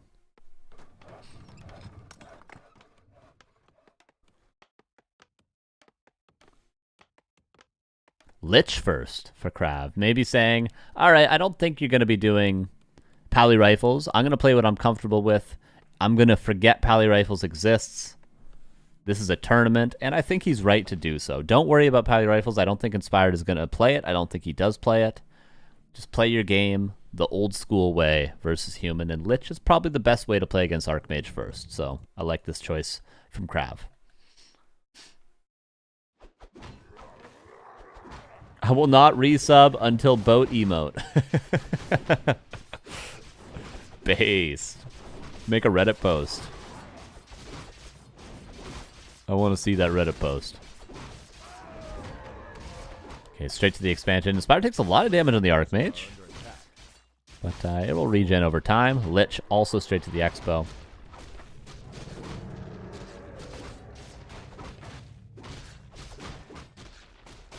We sailors here. Hell yeah.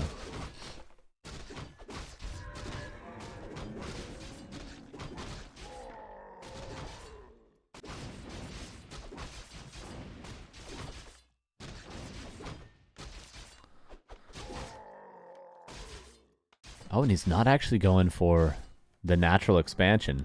Instead, just wants to get level 3. Now he goes to the upper left, which I do think prioritizing Archmage levels is better than getting an earlier expansion, especially in this matchup, but I think in general these days.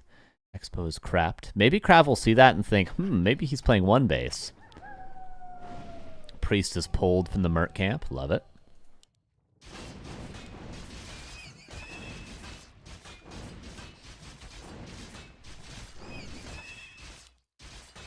And level 3 AM. Terrible items for Inspired, but KraV also got slippers, so he's not going to be too happy with that. And KraV, last game he delayed his expansion so much that it just ended up getting canceled anyway. You need to find that perfect medium of not too early, not too late. If it's too early, they just dive past your Nerubian that's not finished upgrading yet and cancel it. If it's too late, they don't even have to think about the timings to cancel it. A town is under siege. KraV does have a priest, so he should be able to build the gold mine. He should just build it, knowing he has the abolish ready for the water elementals.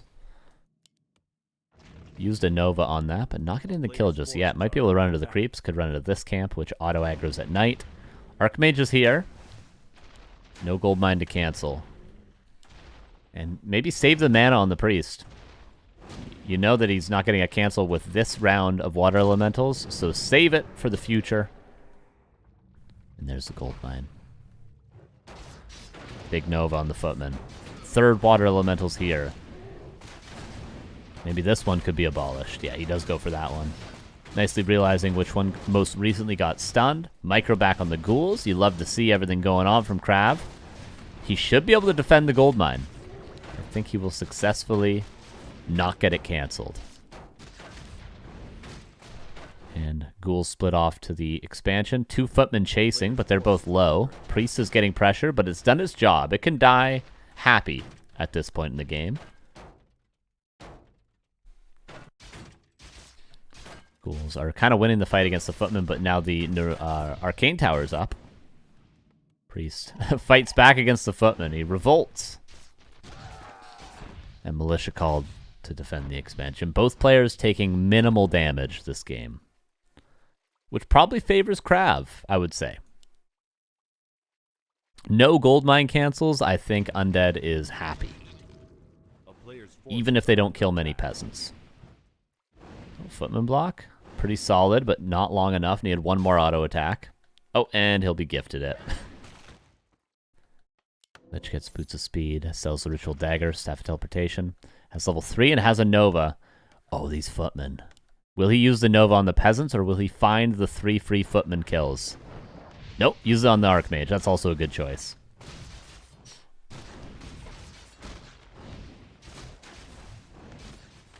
The shop could not come any sooner. Dark Ritual on a ghoul. He's looking for the Archmage. The last hit on the Water Elemental as well. Expansion being saturated. Tech halfway done now for Inspired. Ghouls running into the peasant line. They find the footmen that have yet to be healed up. Nice Nova. Where's the Archmage? Passively on the right side of the map. Militia being called. KraV still not teching, though. He's being very aggressive. He's going to be down a full tech. There's no reason for him to not have teched by now. Okay, now he goes. Now he goes. Oh, he was waiting for his 5th Acolyte. Actually, his tech was perfectly on time. I take it all back. He's been macroing perfectly.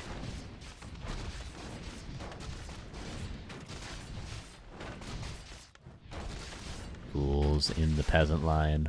But they're all getting bruised, and they're kind of stuck. I don't think the ghouls can escape this trap.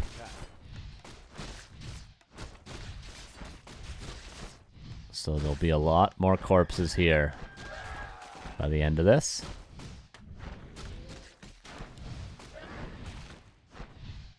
Inspired making sure to get the experience from these ghouls.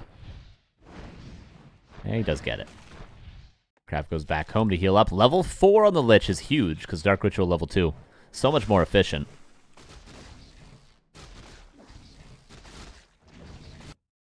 How many footmen do we have left over? 2. Straight tier 3. Again, I think Griffins might be the idea for Inspired. Grabs a Shredder with his last remaining lumber. Very wise of him indeed. And he goes in for the counter aggression, but I don't think he's going to get much done with this Lich in his face. He's just going to Nova the Archmage. Saves it. Generally, you want to land a Nova if your ghouls are already on the Archmage to slow and get more auto attacks, but takes the footman kills instead. Did an Acolyte die? Oh, he Dark Ritualed the Acolyte knowing the Necropolis was about to finish. Gotcha. Another Acolyte going to fall. Little bit of pressure on KraV, but not too detrimental damage. More so, lots of experience for the Lich. Will we have Griffin Aviaries? The Shredder, hard at work. Now he's got way too much supply in peasants, though. 3, 6, he's got 9, 13. He doesn't really need about 4 of these peasants, I would say. Maybe even more. But anyway, not a big deal. He's at 35 supply. +1 attack. Double workshop. Player's forces are under attack. So it seems like it'll be a more standard unit composition. Would love to see Inspired get 2 tanks immediately at tier 3. The Archmage continues to be annoying. Lich staff's back. Almost level 5 on the Lich, by the way. Death Knight's underway. 50 seconds and he'll be able to creep that DK up, and then the nuke. Becomes very scary if the Death Knight gets level 3. Mountain King is also out and needs to do some creeping, but he's all on his lonesome. just got water elementals to help him. Second barracks coming up. We tend to see a third barracks at times as well. But if Inspired wants to build some tanks, maybe he will skip the third barracks.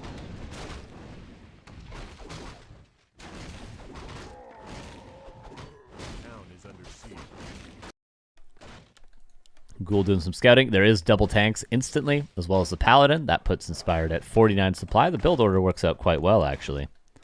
Then he can get Knight upgrades while the tanks buy him time.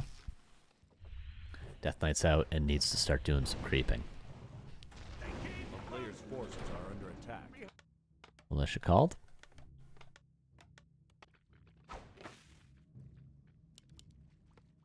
This is the downside of not going Griffins, is you kind of run out of creeping power, and you don't really have a timing to creep by the time you have any sort of army with Knights.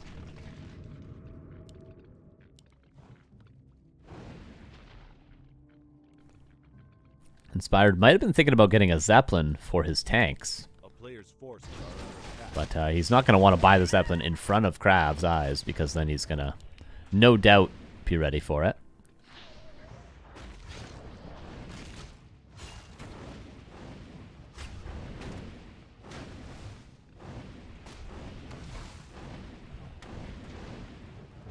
Paladin is here.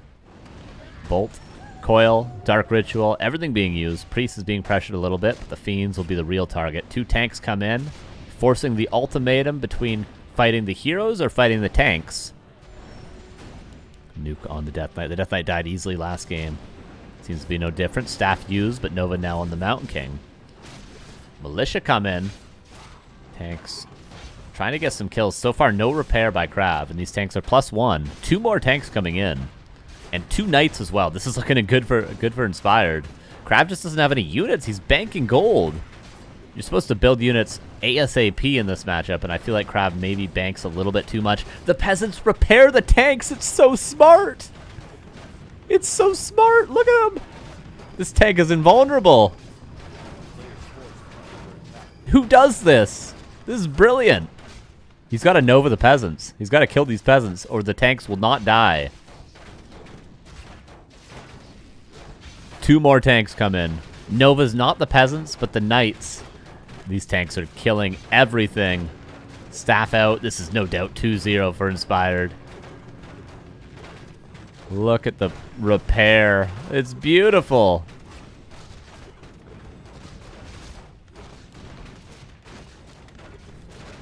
Inspired respects the tank operators. He keeps them alive. He sends them home to their families. Well, most of them.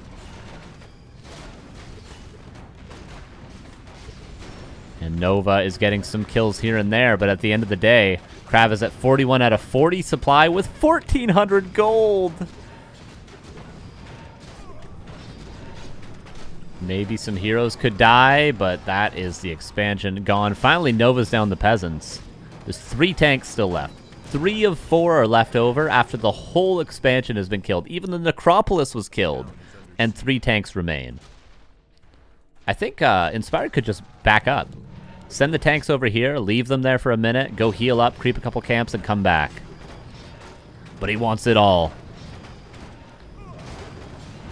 Could staff the tank, but might lose his Mountain King. Okay, he's going to kill the Crypt. No, just barely. And more or less, Inspired is going to do that.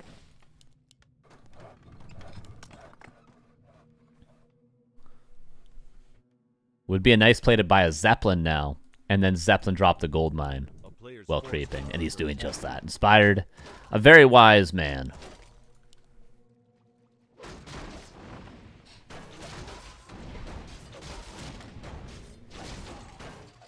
KraV would be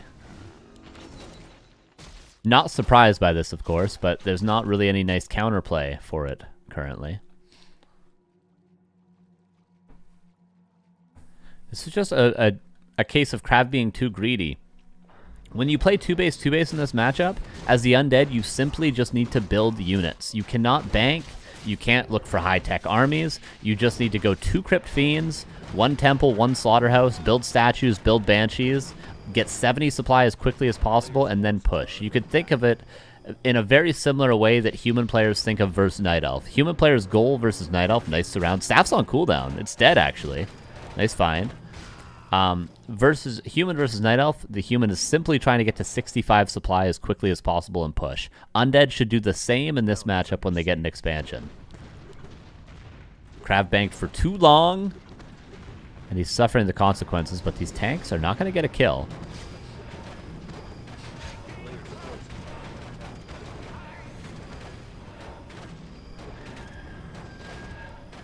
Meat wagons are dealing with those tanks as well, but those were the still the original 4 tanks.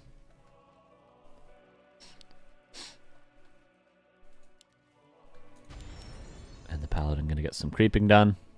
And Griffin's on the way as well, realizing there's maybe a couple of meat wagons that need to be cleaned up.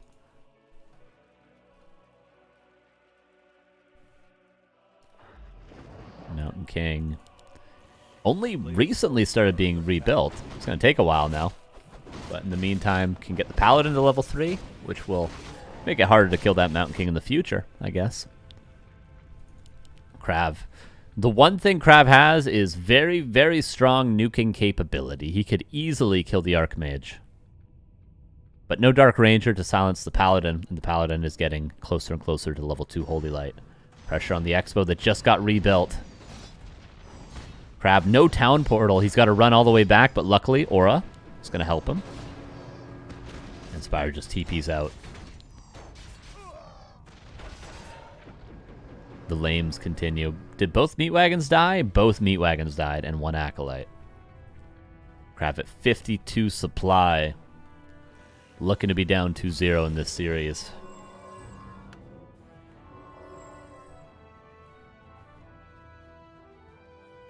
Surprise pool. I suppose technically you get $35 if you win these, because you get $35 for being 8th place in the main qualifier, which the winner of this will be in.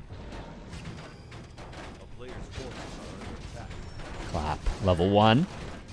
That's a lot of knights. Nova is pretty much the only thing to deal. You have to kite, and you have to Nova, and you have to do that over and over and over again until the human player has no real way of healing up that many units. Statues being chased by griffins, fiends being chased by knights. All the armor types are countered, and KraV will not be able to defend this expansion. 2 more tanks coming in to close the game out for Inspired. 78 versus 53. Well, Fiend trying to web that griffin, but would he really have the follow-up damage even if he got the web? Shredder even comes in. We don't need lumber anymore. Where we're going, we don't need wood. Stormbolt on the Death Knight. But we see the Nova damage stacking up over time, right? Like, you get a few more of those Novas, before you know it, every knight is red HP. And the human has no choice but to go home. Are you going to lose 6 knights to the next Nova? No. And that'll soon be a reality for Inspired. But how many units will KraV lose in the meantime, trying to rack up that damage? TP out, 1 Griffin goes down, and KraV holds on one more time. And that's the power of Lich level 5.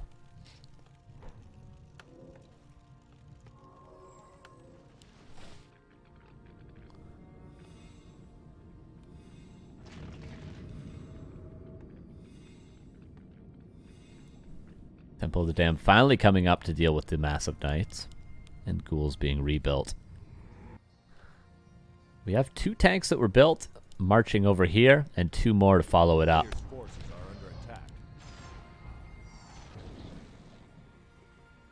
Is there heal scrolls for Inspired? No, not even a town portal. He's almost Paladin level 3, almost Archmage 5, almost Mountain King 3. KraV is almost level 6, which means very, very efficient Dark Rituals. He'll have nearly infinite mana on the Lich once he gets level 6. And there it is. Dark Ritual level 3. Novas are going to rain in on cooldown. KraV has no reason to not use a Nova every 8 seconds. That's probably the reason he's building ghouls. It's a Dark Ritual, though. 1 knight falls. 49 versus 71. The tanks. The tanks! Okay, I think he got that much mana from one ghoul, Dark Ritual. He already used a Nova.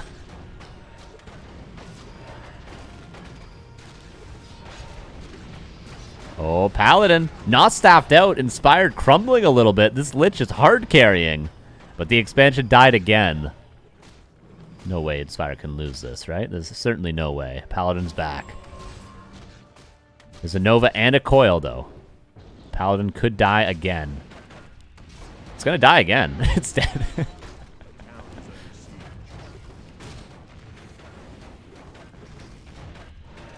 Dark Ritual the Ghoul. Show us how much mana you get.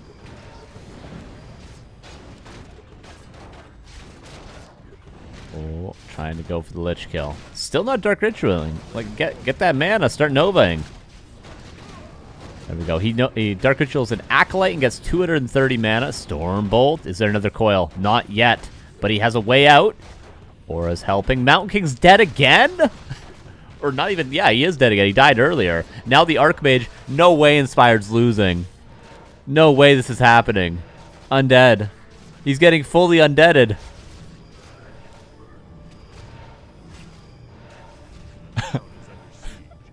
Oh, never in my years would I think Inspired would lose this.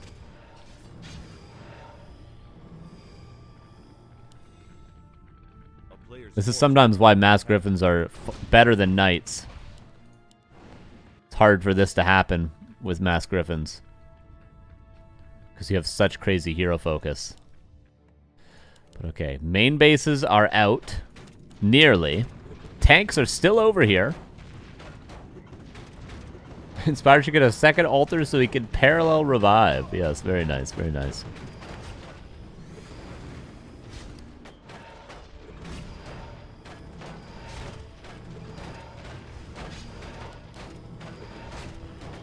This is impact of Dark Ritual level 3. He's got skeletons. He's going to get full man on the Lich. And that's scouted immediately. This expansion only has 3 minutes of mining left. Inspired has to make a big play. Like, look how many knights he has. He's got a lot of army when he gets his heroes back. But he had a lot of army before when he lost 5 heroes in a row.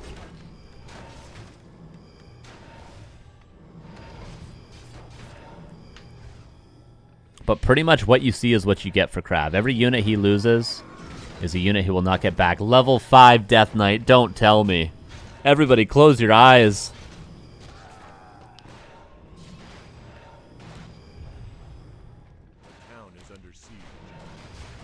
Mountain King's back, Paladin 10 seconds, but every knight's being nuked down. There's another Nova still. And you know what? After that, there's going to be another Nova. Clap used. Nova. Staff out. Oh.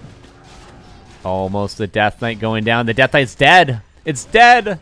The hero nuke goes both ways, and there's nothing but a Lich left. Inspired, can you do it once and for all? There was a Banshee, but not soon enough. It's just a Lich. And a couple of stragglers. Inspired with 1,400 gold. KraV unsummoning everything. He can get the Death Knight back. Inspired's going to take a while to expand. Kept his Banshee alive. Okay, he needs to get that DK ASAP. Is he going to try a Tavern Revive it maybe? He might realize he doesn't have enough time to altar revive a DK. It's going to take way too long. A player's forces are under attack.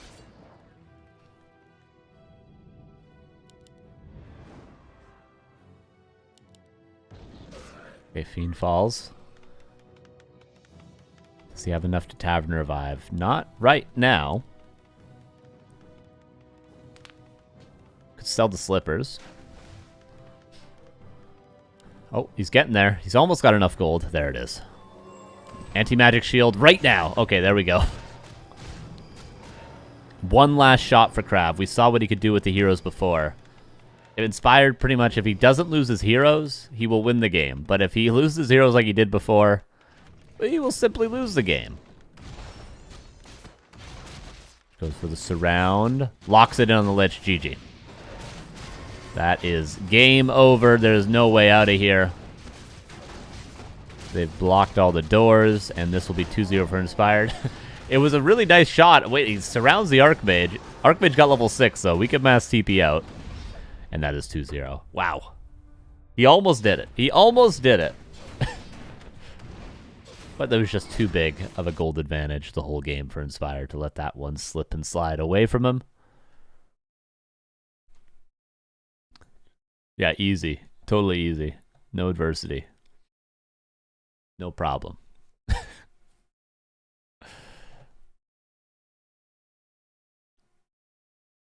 And he did it all without Pally Rifles. 2-0-1 win, and Inspired is through. KraV, again, for the second day in a row, needs to reverse sweep to come back in this series.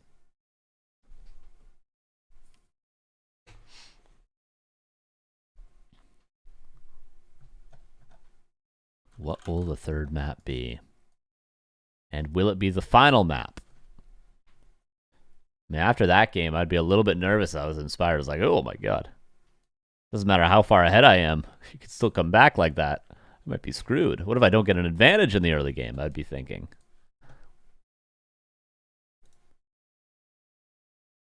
Concealed Hill is going to be map 3.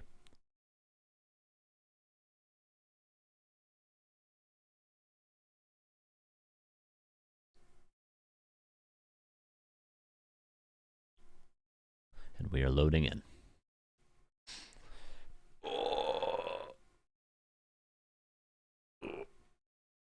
Big stretch, everybody. We're going on to a map that's not so easy to expand on. Let's see. Can KraV crawl back into this series?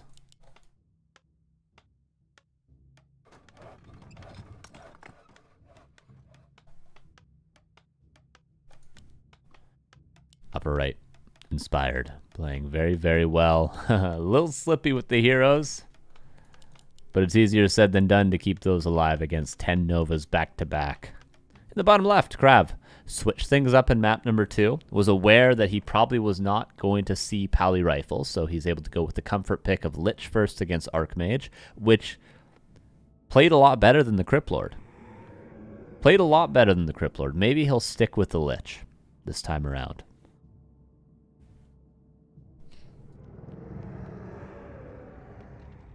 Was that Fumbly Bumbly or Whoopsie Doopsie?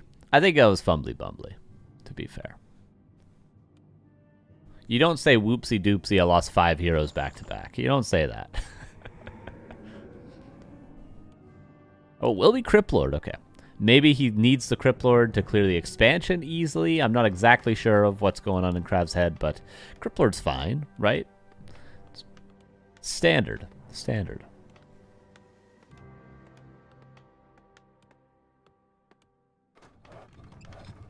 And we'll see where this first footman goes. This footman will tell a story of the first couple minutes of this game.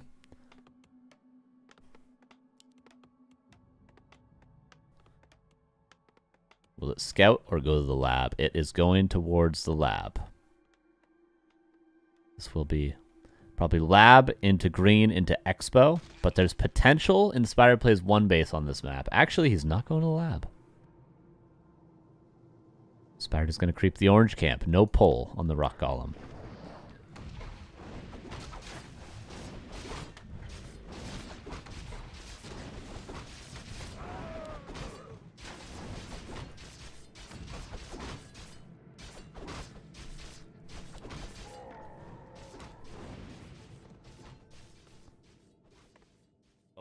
Acolyte being pressured a little bit, and Criplord is playing aggressively with a graveyard early. Footman going to see everything, and a tech from KraV.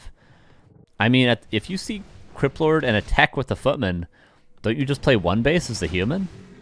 Like, who cares? Okay, I'll tech too, dude. I'm chilling.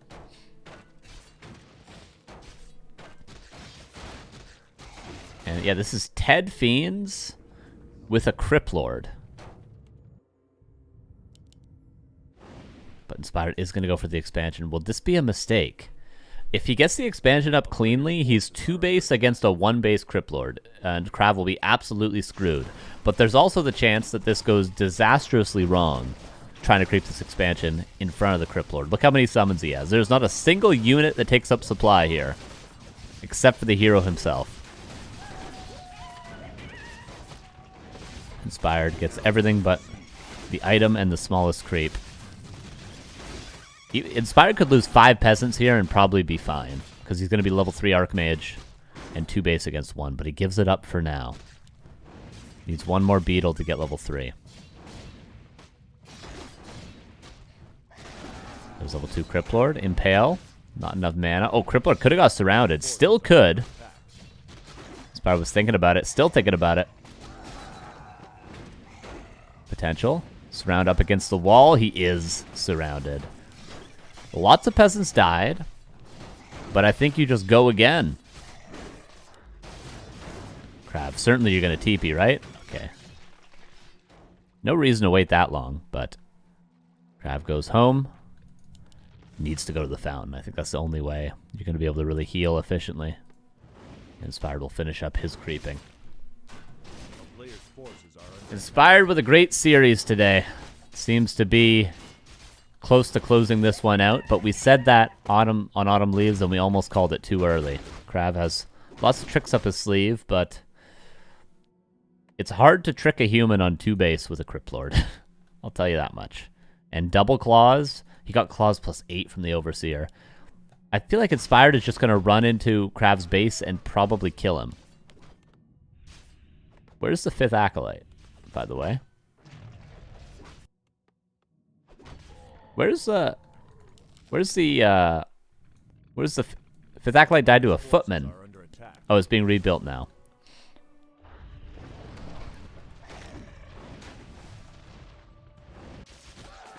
Oh, some beetles killing some peasants. Nice split harass. Yeah, forced into a spirit tower. Oh, Crypt Lord. Needs to be careful. Death Knight on the way. We'll soon be able to heal up the Crypt Lord. Skeletons also split off over here. 4 out of 5 in the main. Keep an eye on that. Footman going in on the Acolytes. 1 surrounded. Death Knight almost out, but the Crypt Lord is still not coilable. Potion of Healing forced. Nice Impale. Hits everything. Skeletons. So far no kills. 4 out of 5 still not fixed in the main. Footman trying to get out. Death Knight is out in a second. And KraV holds for now, but he's forced into the back of his base. Fiend being chased. Archmage might just go find that kill. Yeah, he looks like he's going to find that kill. Research Burrow now. Wouldn't matter.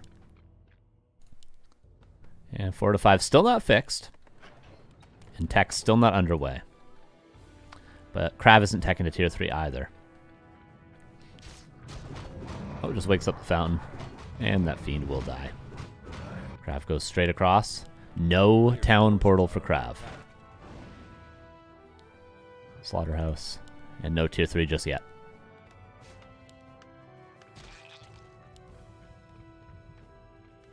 I don't think Inspired is too worried about this pressure. He's got a decent number of footmen. He's teching now. Gonna have to call militia though.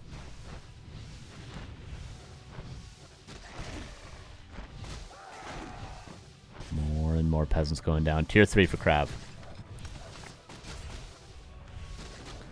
This is going to be a shredder game as well, just like Autumn Leaves for Inspired. Trying to get a shop up.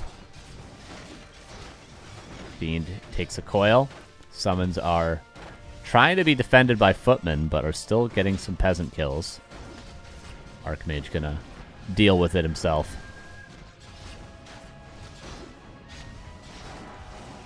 More peasants going down. Anything in the main base. 4 to 5 still, everybody.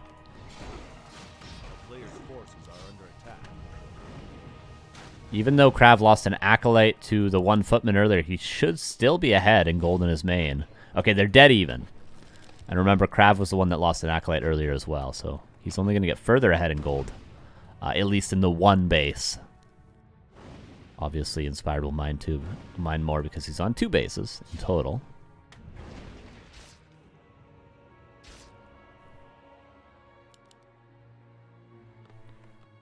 Lumber upgrade. No shredder for now. Did he fix it? It's still 4 out of 5. And it's actually 4 out of 5. It's not a bug. Tier 2 underway. It looks like he was eyeing up the tavern there for a second. But it would surprise me to not see a Mountain King. Statue taking some damage.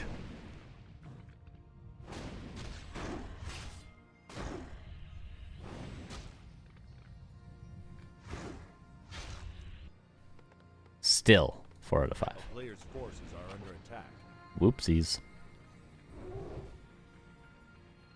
See, that would be a whoopsie doopsie from Inspired, to answer your question. Statue being chased around the world. Death Knight trying to kill some footmen. KraV just biding his time for tier 3.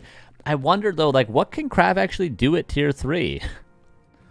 With a a Crypt Lord, a level 1 DK, a couple of fiends, like he'll get Lich with Orb, and then is he just gonna push and hope for the best? I'd be surprised if something like that worked, but we'll see.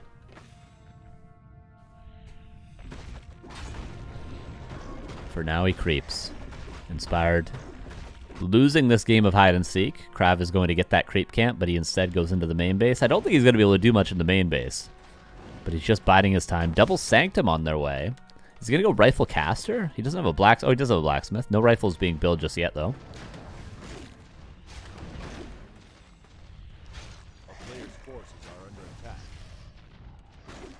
Lich on the way. That'll mean Orb. And then I guess KraV just goes. Just go across the map. Good luck. Have fun. Workshop as well being built. Breakers on the way. Mountain King out. Maybe Inspired realizes I just need stuff right now to hold his timing. I don't care about getting into tier 3. It's not going to matter in the long run. Just hold the timing with whatever I can build, and then worry about tier 3 later on. I think that's what's going through Inspired's mind. Which is interesting because he could have already been nearly tier 3 by now. And he's not going to have a Paladin against the Coil Nova Impale. And he's not going to have Knights or Staff. But he will have Breakers, he will have Priests, and he will have Flying Machines. There's the tier 3, okay. 2 Sanctums and a Workshop, and then tier 3.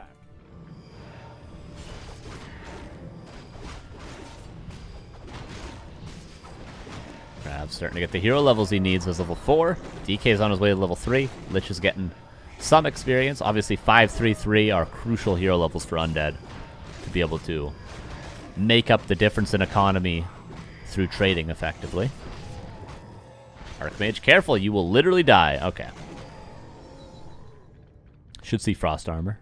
A Dark Ritual, okay.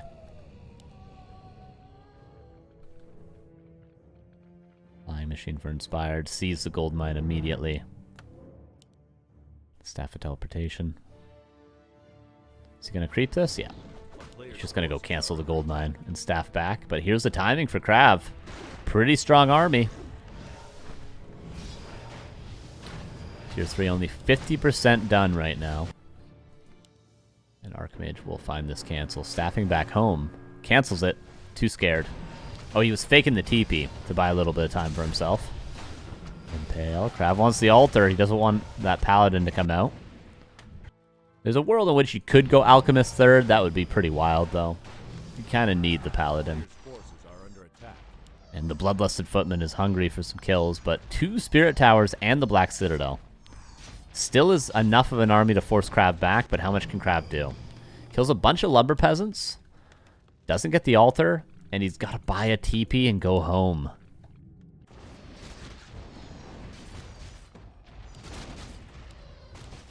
Oh, maybe not, actually. The Archmage might have to TP just from the towers. KraV is thinking about it. He's creeping for now. A player's forces are under attack. Archmage could maybe go here to be safe.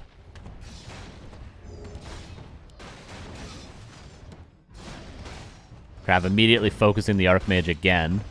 He realizes if he forces the TP, he can kill the AM, but the shop is over at the natural, so Inspired TP's over there. Gold mine not going down. He could have waited a little bit longer, but KraV has no gold anyway. He's got no gold anyway. He's barely rebuilding acolytes. A player's Inspired forces are healing under up. attack. Just waiting patiently. Paladin will not come out. But what can KraV do? One acolyte mining. Spending the last of his resources on more acolytes. KraV's heroes are still strong. The Archmage could get nuked down, but the Mountain King got level 3 during that harass. Yeah, he should have killed the gold mine for sure. Breakers? The one matchup Breakers are not scary in is this one.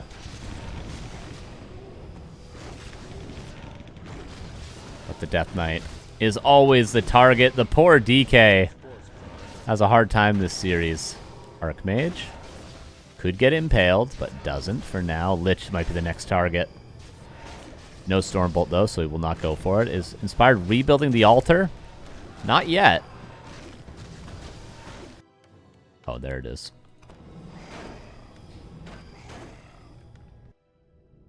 Okay, KraV almost fully mining again. Needs one more acolyte. Town is under siege. This gold mine could have been dead, and KraV would have not had enough resources before selling the Kodo upgrade, or Kodo Aura, to actually rebuild it. So a huge mistake from Inspired, potentially. Will it cost him the game? It doesn't look like it. But he's still taking damage. TP forced. Mountain King could have bolted that Fiend and maybe gotten a kill, but Inspired holds 51 versus 39. Gold mine. Will he ever repair it? I wonder. Because you got to imagine Zeppelin and one tank from the single workshop, and this gold mine is dead in 2 attacks, maybe even 1. Inspired would have lost the AM to towers then. He had like 60 HP on the AM. He could have stuck around for the extra 1.5 seconds that he needed to do that damage.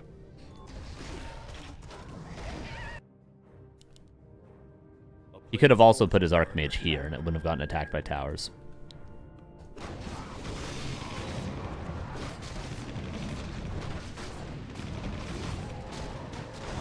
But there's a lot going on, to be fair. A lot of multitasking. Paladin is finally on the way. Utsulkoth loss. Can sell it. Honestly, he doesn't have a ton of gold. Might want to think about selling some items. A player's forces are under attack. And KraV is barely holding on here. He's just hoping for hero levels. It almost carried him last game, and this time, his heroes are even better. Soon to be 5-3-3 is better than the 5-3 we had last game. He could one-shot the Archmage. Pretty much unironically one-shot the Archmage. He would have like 100 HP after one round of nukes. And the Paladin is going to seriously struggle to find level 3. I mean, if he crept both of these solo, he'd be like 2.7, but that's best case scenario. And there's a nuke. Nice staff. Impale and a coil and no kills so far. Holy Light, that knight actually could survive if he microed it. But going for the hero. Nuke on the Lich, but nuke on the knight finds the kill. Another knight goes back to the fountain. The army doesn't look that big for Inspired. Impale. Archmage, again, could literally die. Mountain King goes level 4. Archmage does die to the Fiend shots, but how much army does KraV have left? 44 supply. Paladin's the next target. Holy Light before he inevitably dies. Mountain King's the next target. Keep lining them up. But unfortunately, KraV's out of mana. He can no longer nuke anything. Archmage back from the tavern. The aura is too important to not have. Paladin will be back soon because it's level 1. Lich gets surrounded and will finally die. Mountain King has one more bolt, and he's going for the Death Knight. Stormbolts it again. Mana Pot. Trying to impale the MK. Oh, Breaker blocking. Mountain King doesn't have a Stormbolt, so the DK will live. That Knight comes back from the fountains. And KraV forced to back away. There's simply no way for KraV now. He had one shot there, and unfortunately he lost the Lich. 07's in the chat for KraV. Paladin's back. And another shop being built for safety. There's just no more nuke potential. He's got a coil. He's nowhere near a Nova. He's kind of got an Impale. He's got one shot to kill the Archmage again, probably. But Inspired says, you nuke my heroes, I nuke yours. He's forcing that coil to be used defensively. And there it is. No more hero kills, except for if your name is Inspired. There's the Lich. And the Death Knight will fall as well. KraV calls the GG 3-0 for Inspired. An unfortunate 2 days for KraV, but Inspired and Pato both played very, very well. Congrats to Inspired for making it through. I think he played...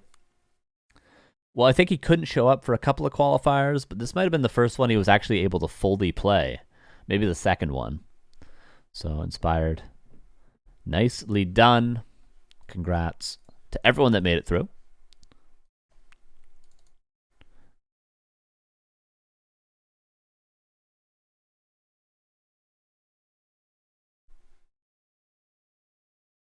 And with that, our qualifiees are, I'll show you. I will show you. I can show you the world. These people. Foggy, Jens, Sonic, Soima, Smurf, Pato, Starbuck, and Inspired will be down here as well. So 2 human players, 6 Night Elf players. Not a single undead, not a single orc, unless Starbuck plays Inspired. Then Starbuck will play orc. So we hope for that, or else we're in store for a lot of Night Elf Mir. And Starbuck probably just destroying everyone he plays. I think that's what this main qualifier is going to look like. But that is for another day. What's also for another day is everything on our schedule. If you want to see the schedule for the rest of the streams this week, you can go to backtowarcraft.com. Got hair in my mouth. Nice. That'll bring you to this page where you can see our schedule. As you can see, everything is messed up for me right now because daylight savings, but M Cup, M Cup, M Cup, M Cup, M Cup, M Cup. This is a top-level tournament going on right now. You can see some of the players right here. Moonsock, Labyrinth, Soen, Life, Focus, Blade Pink. These are all happening every single day. An extremely strong tournament going on in the early morning or afternoon, I guess, if you're in Europe. You can go to backtowarcraft.com/support to see how you can support the stream. We have a Patreon, patreon.com/backtowarcraft. You can give us a Twitch sub, a YouTube membership, direct donation, crypto donation, merchandise. We have hats, hoodies, coffee mugs, or t-shirts, which are all down in the description below. All those good things, all the links for everything you can find there. Make sure to follow the stream if you haven't already. We're nearing 130,000 followers, so I would appreciate that follow. Carson, you going to stream today? Yes, I will be live, let's say in like 3 hours on my channel. Carson with 3 N's, you want to give me a follow over there? I stream mostly every day. I try to, at least, on that channel. Try to play some ladder as much as I can without completely losing my mind, which happens every other day. You know, it always ends in kicking and screaming, but we have a good time, so. You can check me out there. I think I'll be back on, hint, hint, wink, wink, nudge, nudge, everybody. I think I'll be back on Thursday. And if you know what that means, you know what that means. If you don't, you'll just have to wait. I think I'll be back on Thursday at noon. Possibly. Hey, who knows? Maybe I won't. But maybe I will. Maybe I will. I don't know. I don't know. I don't know. I don't know. But until then, enjoy your time with Neo and Remo on this channel. I'll be around if I'm needed. But I think the next thing I'm needed for will be on Thursday. I think it's necessary. So until then, have yourselves a good end of your weekend. Enjoy some hot dogs on me. I'm definitely going to go cook up a couple right now. Absolutely cannot wait. Thank you for watching. Thank you for listening. Thank you for enjoying these qualifiers alongside me. All 4 of them. And we'll wait and see what the main qualifier holds and then the rest of the tournament. The story is not over just yet. It's just beginning with the DWCC. With that, goodbye for now.